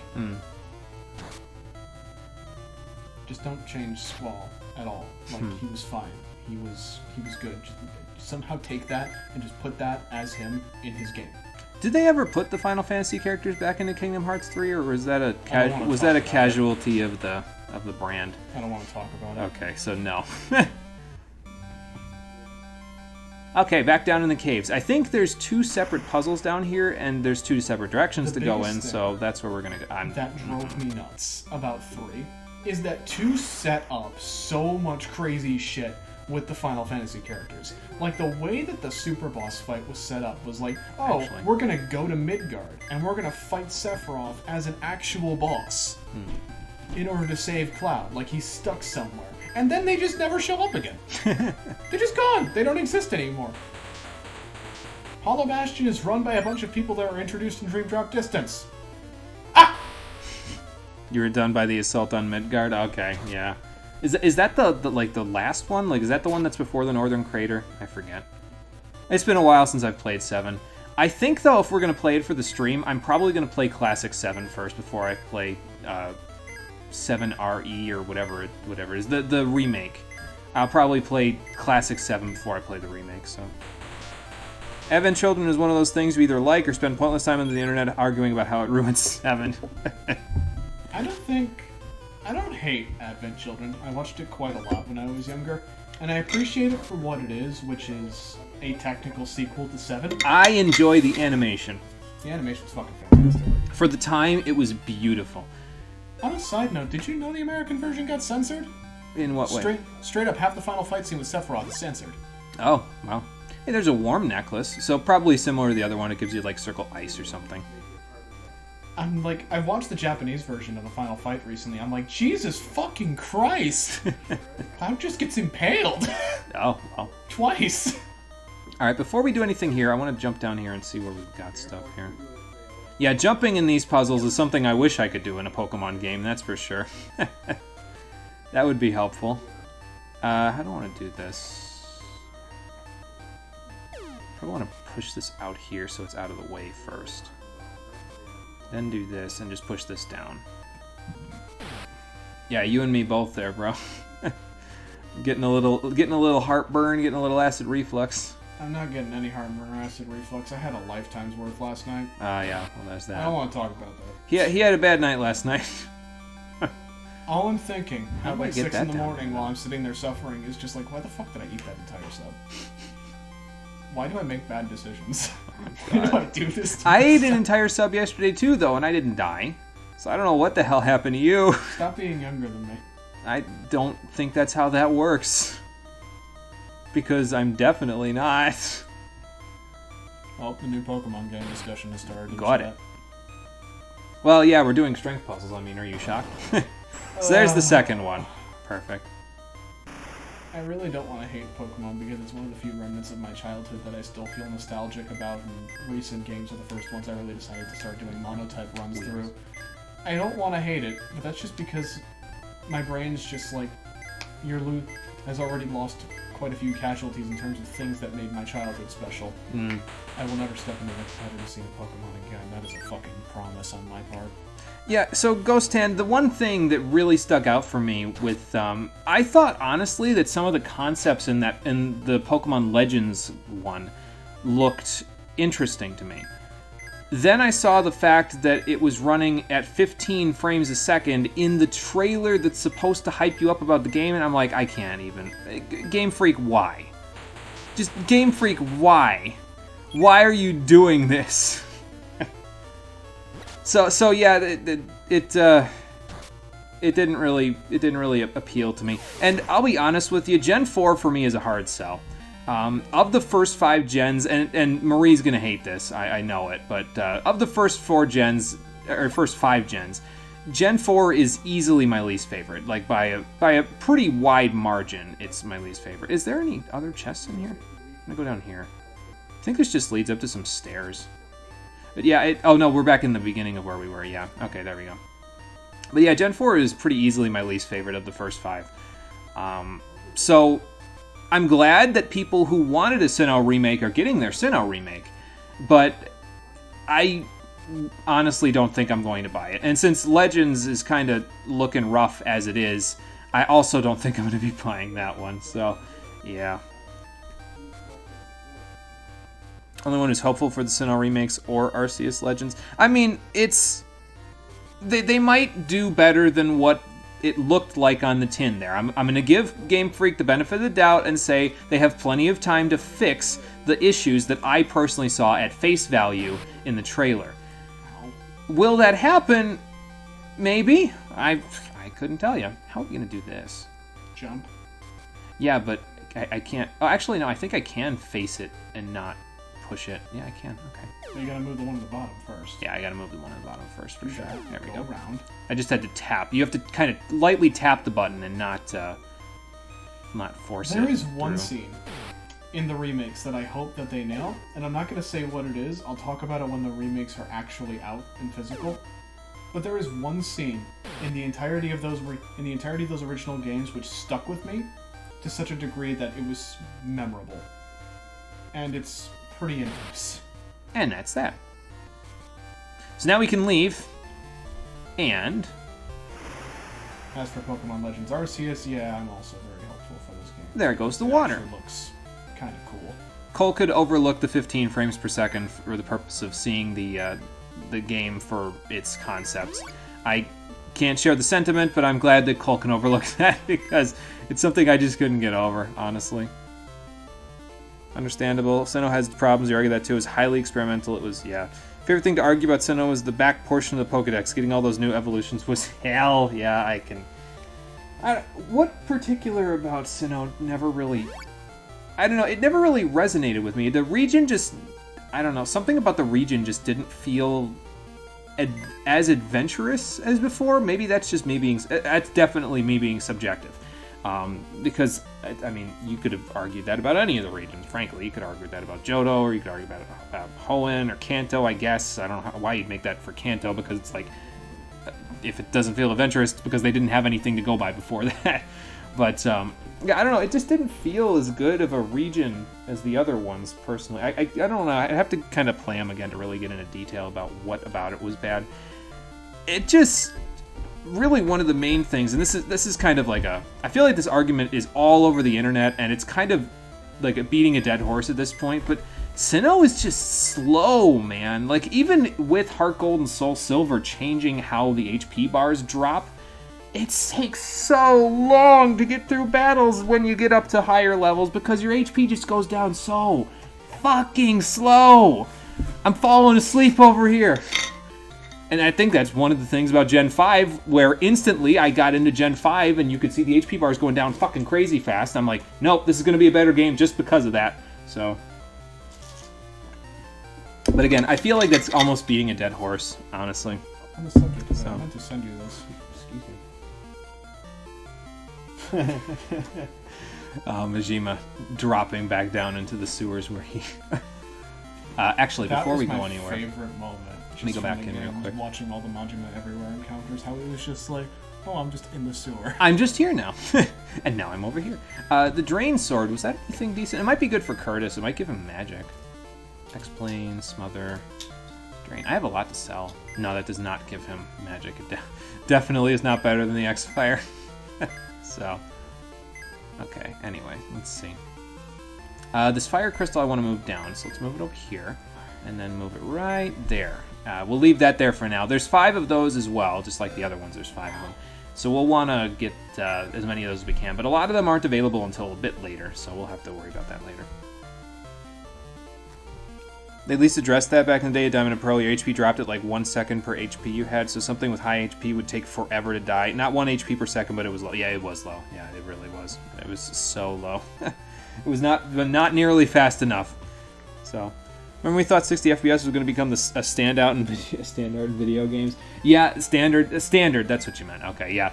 And then all of a sudden it's like, well, we can go so much higher now. I think I just saved, but I'm going to do it again. You mentioned 60 FPS, and I'm just like, man, 60 FPS. Damn shame my computer runs at like, what, 240? Oh, actually, before I do this, I actually want to switch something up here real quick. Do I still have anything that I can give to Sharon? I guess I could give her the Drain Sword. Also, my computer is just like a mystical and strange thing, because it is cool as a refrigerator when it's running Yakuza 7 on Give her the Ultra. X-Plane. And then I boot up 14 and it's just like, ah! So we're going to give Arthur the Durandal for this fight that's coming up. There's another boss fight coming up. Spoiler alert for 2 seconds from now. We're going to give Arthur the Durandal for this. You'll see why in just a couple of minutes. But anyway, let's head for the desert, shall we? Oh boy. Okay. Desert's forcing me away. Oh dear. Oh my god. Well, that's a tornado, and we're caught in it at the moment. Are we going down? Buzzy, brace for impact! Ow. Yeah, you can't get to Talonberg because, well, you can't fly on the water. And if you try to fly up north to where Talonberg is, well, you get stuck in the tornado and crash. Also, there's a Quagsire just north of me, so that's great. That? It's a Quagsire. That's not a Quagsire. That's a Quagsire wearing a Quagsire costume. Well, that's just Cthulhu enough to be this game now, isn't it? Oh no. Oh no. Oh, Jesus fucking Christ! That's terrifying! Kill it! Can you imagine seeing this as like you're a young kid with a Game Boy and you're like 6 years old and you're showing your friends your fancy new game that you just got from 1993. It's the newest Final Fantasy game. And you just get to this part and you get a giant fucking abyss worm with like 6 mouths. Like, holy goddamn! 3 mouths. But look at the rows of teeth in there.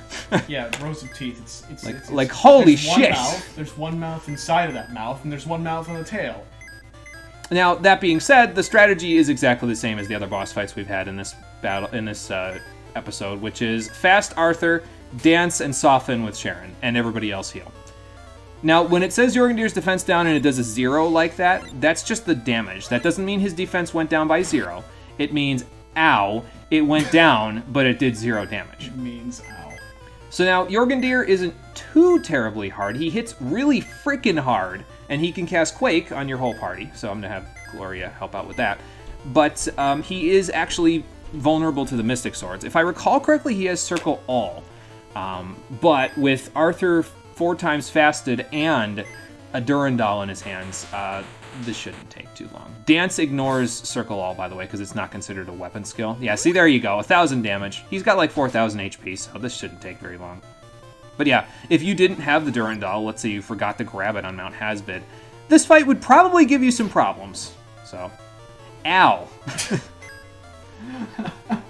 But yeah, just have Arthur blast him while everybody else heals, and we'll be fine. Do I want to use Para to get her unpara'd? I probably should. And then you can toss out a Cure 3 potion for her. Ah, now we're thinking with items. You know, sometimes this game's sprite work fascinates me and simultaneously terrifies me. Just... Ow! Why 3 mouths? they were on something when they made this game's graphics, You know what? that's No, for I actually sure. just realized something. I know what the sprite's going for. It's the HP Lovecraft. No, it's the H.R. Geiger thing with the mouth inside of the mouth. That front mouth right there has a split jaw at the top, and the bottom jaw isn't actually his bottom jaw. It's probably the bottom jaw of the inside mouth. Nice shot, Sharon. Holy crap. Got quite a bit of EXP as well, so that's good. Fucking Christ. Sharon was just like, nuke this thing from orbit. Paralysis Pipe, literally one of the T-Rexes from EO2. Oh, Jesus Christ. Speaking of nuke this thing from orbit, we can't do that anymore. The Talon blew up when we crashed, so that's just great. Oh, okay, gotcha. So yeah, Buzzy's going to go hang out with Char for a little while he deciphers the tablet. But now we need to walk up to Talonberg so we can... Well, it's named Talonberg, so of course they're going to be experts on the Talon. Is that really a stretch? Is that a spoiler? I don't think it's a spoiler. I can see some Dante's Inferno influence in the sprites. Yep. Yep. Oh, yeah. That's for sure. Okay, so let's give Arthur back his judo throw now. And then we'll give Sharon back to Durandal. I could have had Sharon being the one that got fasted. It's just that because Dance ignores... or Dance is considered it's a robot skill, so it's not considered damage elemental. It just completely ignores Jorgundir's Circle All, which is yet another reason why robots are quite good at the end game. Even if you don't collect all the Mystic Swords in the game, which you don't have to, 2 of them are optional, you could just have the robot use Dance, frankly, and you'd be fine in the end game, so... But yeah, anyway, let's take our broken pieces of the Talon north with us to get to Talonberg. See if they can fix it for us. I imagine one person's just holding a dinky-ass plasma cell, the other person's just holding a couple pieces of scrap metal, the other one's just holding, like, an engine part, and then there's Sharon in the back holding up an entire-ass wing. Basically. I mean, she is a robot. She can probably handle it. I got the plasma cell. I got part of the cockpit. I got part of the engine. Why does Sharon have, like, a cursed deep voice? It's a Lensler voice. Oh, okay. Uh-oh, Borgin went to Mount Goat by himself. I know what Mount Goat is, but it's not... There isn't a goat there, that's for sure. Berthamot? Not that goat. Yeah, that would be funny, but not that goat. God damn it, I just need to play an SMT game already. When Nocturne Remaster comes out, there you go. Ah! Oh, Dr. Quaster's the one that's here. Okay. He was part of the advance party, if I recall correctly, so it'll be good to see him. At least, we don't know what's going on with Jupaya, and Borgin is off at Mount Goat, apparently, but at least we can say that Quaster's here somewhere. Oh, I went out of the north exit. Whoops. I shall return. Okay. Huh, this looks like a road. I wonder what that's for. Well, anyway, let's drag the broken pieces of our ship with us, and, see if Dr. Quaster can help us repair it. Slightly impatiently awaiting the Nocturne Remaster. Like I said, the one thing that they needed to do for me to want to get the Nocturne Remaster was make it so that Fusion Inheritance wasn't hot garbage. And they did that. It took them a little while. They had to patch it in, but it's no longer hot garbage in the Japanese version. I just want to make sure that when I buy it in the English version, that stuff is already in it. Like, they might have to patch that into the English version, too. We'll see. But if they do, obviously I'm going to hold off my purchase until they patch that in. Oh, we'll see. A lot of creature design in Final Fantasy is heavily inspired by Greek mythology the most. Yes, yes it is. Sometimes they get experimental with it, though. Like, this game, like I said, has a lot of, like Cole was saying, Geiger and Cthulhu mythos and that sort of thing. So, It's more experimental. Usually in the side games, that's where you see a lot of the more experimental stuff.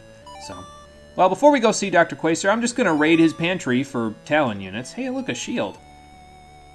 So the shield is considered a weapon for the Talon, but instead of inflicting damage, it protects your party from damage, which I don't know exactly how it works. I've never really tested it all that much, but I guess we could try it. I mean, why the heck not, right?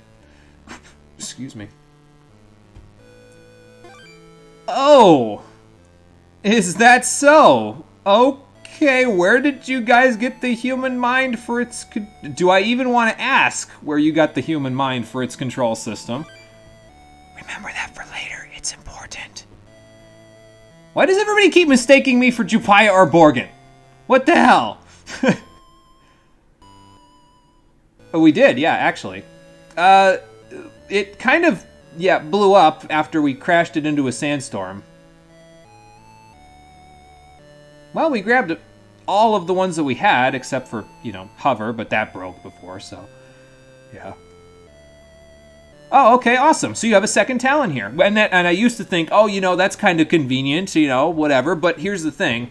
How did Quasar and Jupaya and Borgin get here in the first place? So they, of course, they would have another Talon because they wouldn't have been able to get to the Pure Land if they didn't have another one. So they'll just give us their ship. So that's awesome.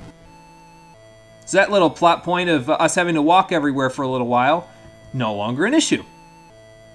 Thanks, Dr. Quasar. Oh, okay, cool.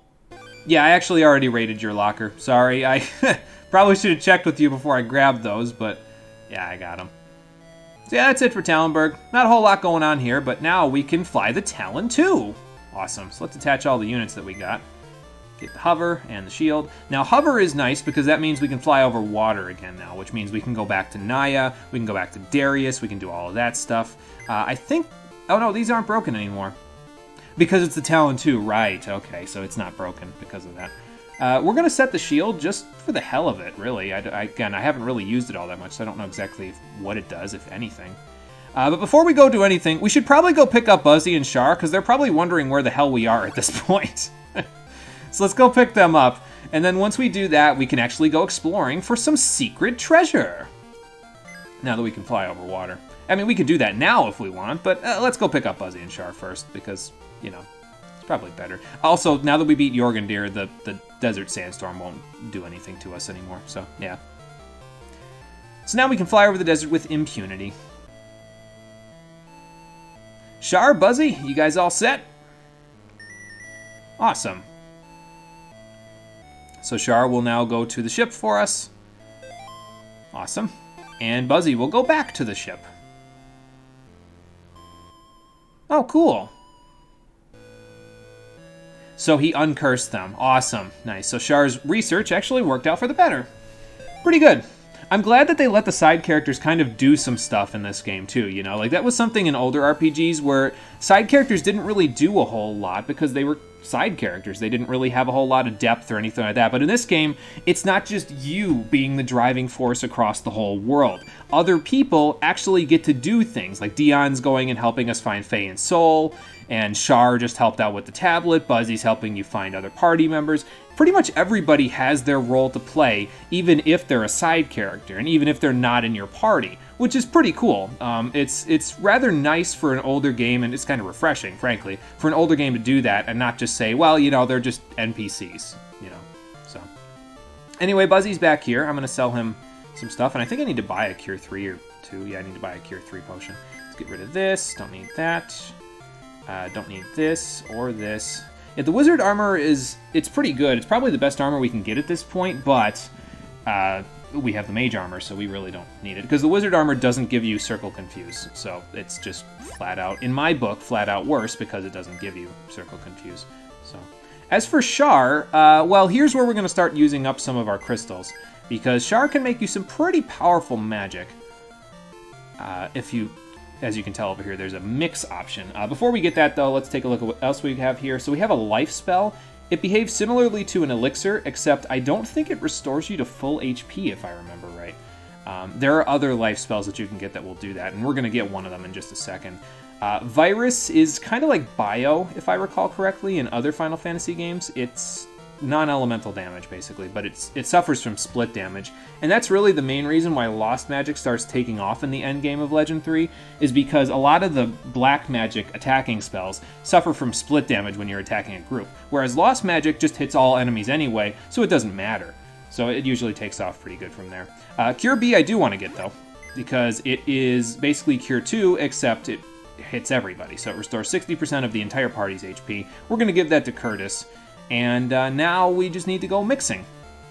I should probably have gotten my mixer formulas out before I did this. I'm going to turn off chat on my phone for a second before I mix these, because I forget exactly what we need to use to mix these up. Final Fantasy Legend 3. No, not UII 3. FAQs. There we go. And let's go to the guide. And if I go to the guide, and I simply type in this, it'll take me right down to my little list. Fancy. Let's see here.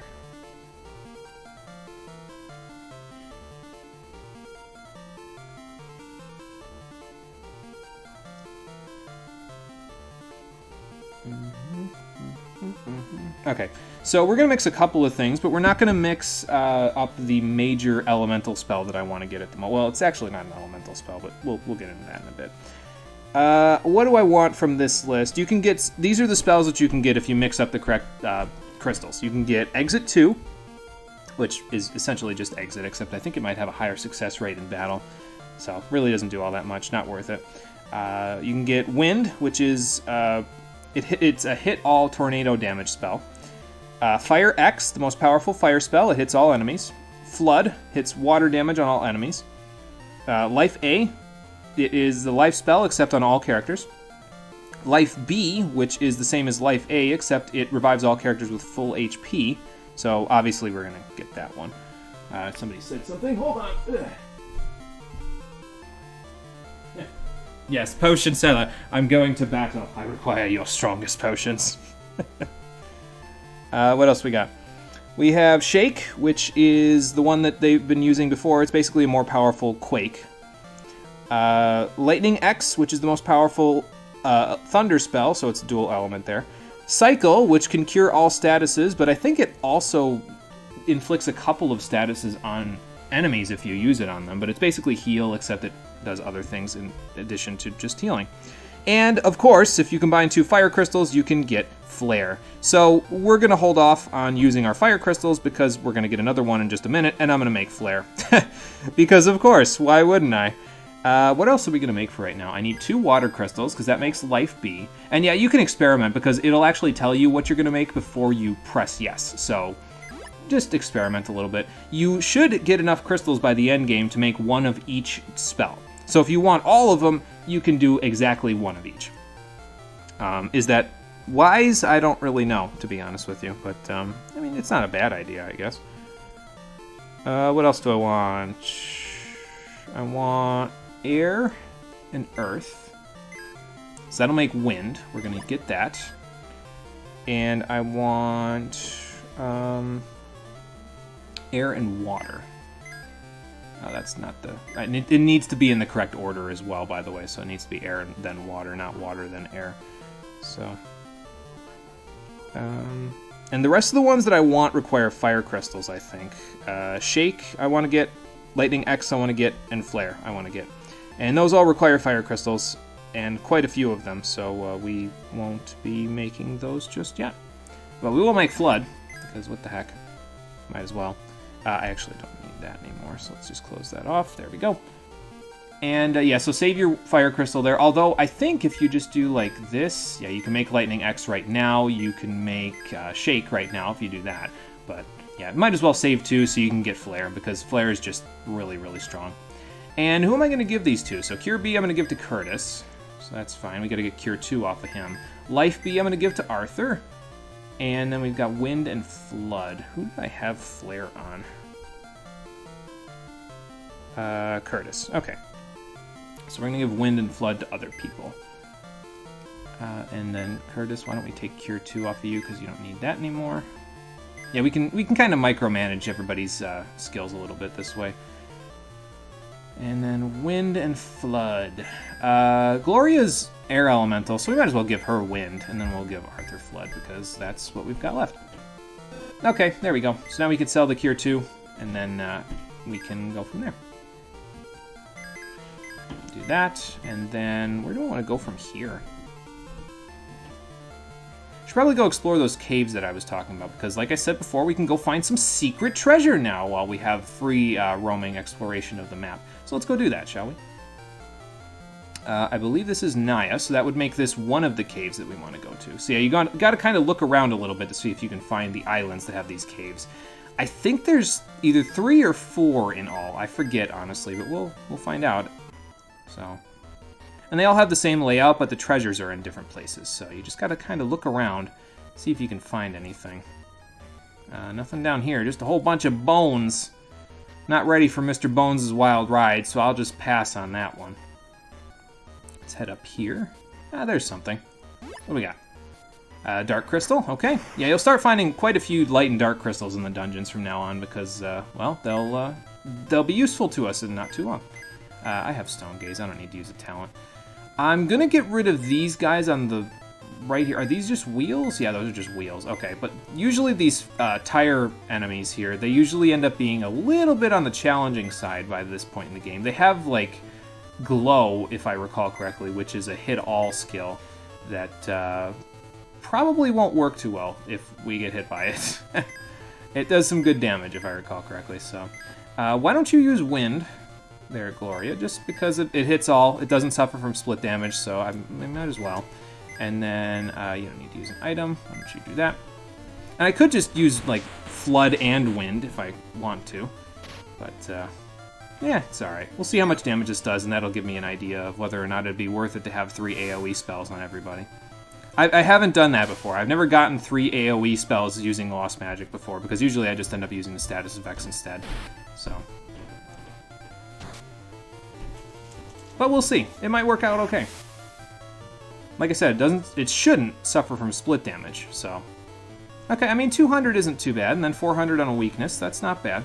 Because if you do that with everybody, that would mean that, you know, you get 200, 400, and then I'll say 700 because Flare will do 300 damage, something like that. So that's, I mean, that's nothing to sneeze at, so I'd be okay with that. How much did that use your MP? Okay, it's like 24 MP. Yeah, it's really, I think that's worth it. I think those commandos are weak to Quake, if I recall correctly. Most of their family are weak to Quake, so I'm going to try that. If any of them are left alive to even see Quake. Okay, there you go. Yeah, so he's weak to Quake because 263. Oh. But yeah, just Quake by itself really doesn't do enough damage at this point. The Lost Magic, like I said, really starts to take off at this point in terms of your damage dealing. Especially if they're weak to it. That really helps. Let's see, let's use Cure A. And then you can just dive now. So now Gloria's finally going to have a use for her MP, which is pretty good, I guess. I mean, I could just use Paranail and make the battle go slower, but... And now that I've leveled up and turned into an actual Sphinx, I think it's a Sphinx now, right? Yeah. I'm probably going to want to actually have Arthur use his AoE attacks instead of using... because I don't have Stone Gaze anymore, so I might as well use an AoE attack. Just soften them up. So this is going to turn into a little bit like Final Fantasy Legend 2 here, because we're going to have all that AoE. Now, in that chest, we got the Light Armor, the most powerful armor in the game. Does that mean we're close to the end? Yeah, kind of, but not quite that close. I want to give this to Curtis, though, because it will give him a lot of defense and a lot of HP. That jumped his defense up by, like, what, 12 or 14? 12. Still quite substantial, gave him 50 extra HP. So, it gave him less attack, but he isn't really doing a lot of attacking anyway, so... Excuse me. But yeah, I want to give that to him because it's the most powerful armor we're going to get, and because he's a cyborg, he wants the most powerful armor that we're going to get. There's always 3 chests in these places, by the way, so if you're not 100% sure about whether or not you've gotten everything yet, you want to check for... make sure you've gotten 3 chests, basically. If you've gotten 3, then you're good to go. But if you haven't gotten 3, then you're going to want to get 3, obviously. Why don't we just... No, actually, why don't you just dive? Because, I mean, Sharon's going to kill that one on the end with Dance anyway, so... These Ammonites, though, I think are useful for a transformation that I'm going to get pretty soon. Is it for Gloria? Let me see. Yes, at level 29, I actually want to come back to one of these caves so I can fight an Ammonite and see if I can get its monster meat, just like that, because Gloria is going to eat it, and she's going to turn into her next and final transformation, so...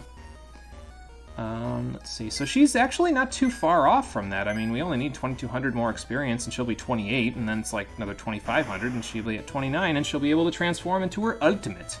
And these caves are usually a pretty good place to go if you need to get... actually, I think these guys have circle damage. Let's just stone them. But yeah, these caves are usually a pretty good place to go if you need to get Ammonite meat, because they usually come in. They can come in groups of 2 like this, so it maximizes your chances. I mean, there could be 3 of them, I guess, in a fight. And I don't. There might be situations where there are 3 of them, but I haven't run into them in a while anyway. So, and there's a whole bunch of meat, which means I'm probably not going to get it when I need it. Not easily, anyway.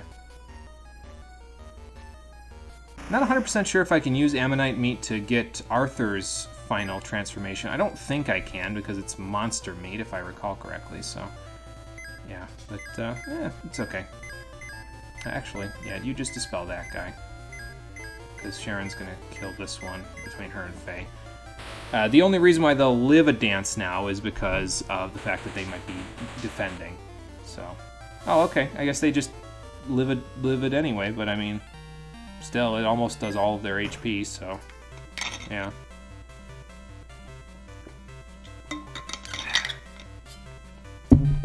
Okay, don't need that right now. Game gave me 3 in a row, so...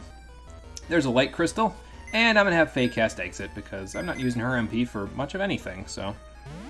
You can't remove her spells, though, by the way, so even if you wanted to, you can't just take everything but Exit off of her, so that she can, you know... She doesn't have to, you know, worry about scrolling through or anything like that. You can't do that, unfortunately. Okay, so that was the cave near Naya.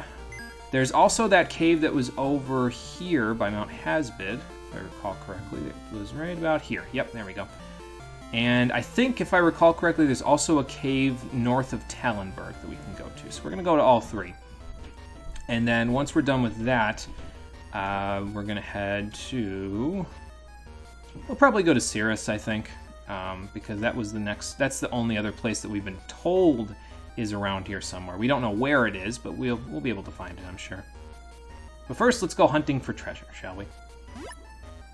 Here's an elixir, so that's good. That will help. I won't need to buy one if I ever use one. Here's another fire crystal, so now we can make flare! And then we'll go from there once we're out here. And then I'll be able to see just how powerful I am with all those AoE spells. These tattlers actually would be a good source of cyborg parts, though, for Curtis, because I think his next one, yeah, Hatamoto or Demio, which I think are also in the same section of the, what's it called, of the, like, they're the same element as these tattlers, if I recall correctly, so. Should I just use Quake? I guess I could just use Quake, do some damage. You do Wind, and then you do Dance on those guys, and then you do that. Let's see how this does. That's an effect, holy shit. Why are Ammonites weak to ice? I have no idea. That was a bit of a seizure-looking effect right there. Well, that'll do. At least wind isn't, like, seizure-inducing. I mean, it moves them around a little bit, but... Okay, that actually worked. Nice. And that means it'll work even better in just a little while once we get access to Flare. So, okay, cool. Curtis could use some of those Tattler parts, because, like I said, I think that is enough to get him his final transformation. He actually gets his final cyborg transformation here at 27. Unlike almost everyone else, he doesn't want to be the highest level cyborg. And I'll explain the reason for that in a little while. It won't become relevant, really, until probably the final boss fight, or at the very least the final dungeon. But yeah, there is a reason for it, and I'll explain it when we get there. Nothing down here. And yeah, we'll just do the same thing we did before. Let's do this and this and this, and then yeah, those Ammonites should die from that combination. So let's just dance and rune axe, and there you go. Yeah, I need to get rid of that effect ASA now, because that is like on your eyeballs. It's too bad they used that before I got dance and the other stuff off, because that'll actually have the accuracy of flood, or not flood, wind, I think. Won't affect quake, but you know. Ooh, I got a mighty blow on that guy. Nice. Blech. I feel like the game's replay value is almost exclusively coming from messing with transformations. Yes, and I think, honestly, that's a bit of a shortcoming with Legend 3. I love the game as much as the next guy, but honestly, the game's replay value, a lot of it, I think, comes from messing around with monster transformations, and usually monster transformations don't get good enough to be better than humans and mutants until around level 15. So it can be a little bit of a pain to kind of have to replay it and everything. I got both the chests up here, right? I personally don't mind it. I love replaying this game and trying out new stuff. Like I said, this is the first playthrough I'm actually trying to have a monster in the end game, so that'll be pretty cool. But yeah, I can see how it would be. Some people might not enjoy that as much. I personally am fine with it, so. Yes, and that is true, Ghost Hand. I'm talking negative about it, but yes, it is a Game Boy game that has replay value, and that in and of itself is impressive. So, well worth the effort to get the game. And like I said before, if you're looking to get this collection, just Legend 2 by itself is worth the money. But you also get Legend 3 at the same time, and that's also well worth the money. So yeah, you're getting your money's worth when you're playing these games. Well, that's a hole. I can't get in there just yet. Let's go look around the world map a little bit, shall we? Okay, well, we can't go in there. And there's a fancy village on an island over there. But let's go north of Talonberg, see if we can find that cave. There we go. We'll go to that island village in just a minute. GBA kind of promoted replay value more than the original Game Boy did. Yeah, and they had the technology at that point where they could say, yeah, we can promote the replay value a little bit more. In the original Game Boy, just being able to replay a game over and over again and mess around with all this stuff is a treat, really. So, there's a Sun Sword. That's probably pretty good. I don't think it's better than Judo for Arthur, though, and Sharon's already got the Durandal, so yeah, I'll probably just stick with that. Trying to think if I'll eventually have the Durandal on anybody, because I'm going to get all 4 of the Mystic Swords, and because Gloria can't use them. She can equip them, but she can't use them. She might end up being the one to get it, because later on in the game, the other ones that you get are just much better than the Durandal. It just sort of falls off a little bit. So, kind of a shame, really, but what can you do? Why don't you... Actually, I think those guys are Circle Para, so just stone them. And then dance, and go from there. But yes, even if I say anything negative about this game, let me be clear. It is impressive. The graphics are really high-end, considering it's an old Game Boy game. And it came out in 1993. It's an impressive game. Like, all of these games in their own way are pretty impressive. I personally think that Legend 1 is the least impressive of them, but it was more of like a tech demo, because at that point Square wasn't really that deep into Game Boy game development, so they were kind of testing the waters with it. And then they just went up from there, man. Legend 2 is so good, and then Legend 3 also is really good, so like, yeah, I'm all for it. These games are great. I guess just Paranail that guy, because this one will die to that combination right there. And I forget if there's any other caves that we can access at the moment. I don't think so. I'll look at the world map in between streams, and I'll be able to tell you once I'm done. So. Okay, that'll work. Yeah, you don't get a terrible amount of experience from the enemies in here, which is the only bad part. But, I mean, I guess it means that Curtis will have more time to potentially get Tattler parts. So that's pretty good. I think I got everything, but I'm just going to double check this little hallway here, just to make sure. I might even run from this one because, well, I guess I could use the Tattler parts, but, Oh, okay. I'm glad I checked because I missed this chest. I don't need to fight these guys either because they don't have Tattler parts. There's another light crystal for us. We can't use those just yet. We'll find somebody who can help us with those in not too long. How are we doing on those anyway? Let's see. Got a few things to sell. Okay, 5 light crystals and 3 dark crystals. We're not doing too bad. We're going to need more dark crystals than light crystals by the end, though, so... And I think that's it for this one, so Faye, get us out of here. And I forgot to make flare a few minutes ago, so let's go make that before we go to that little village. And we'll go from there.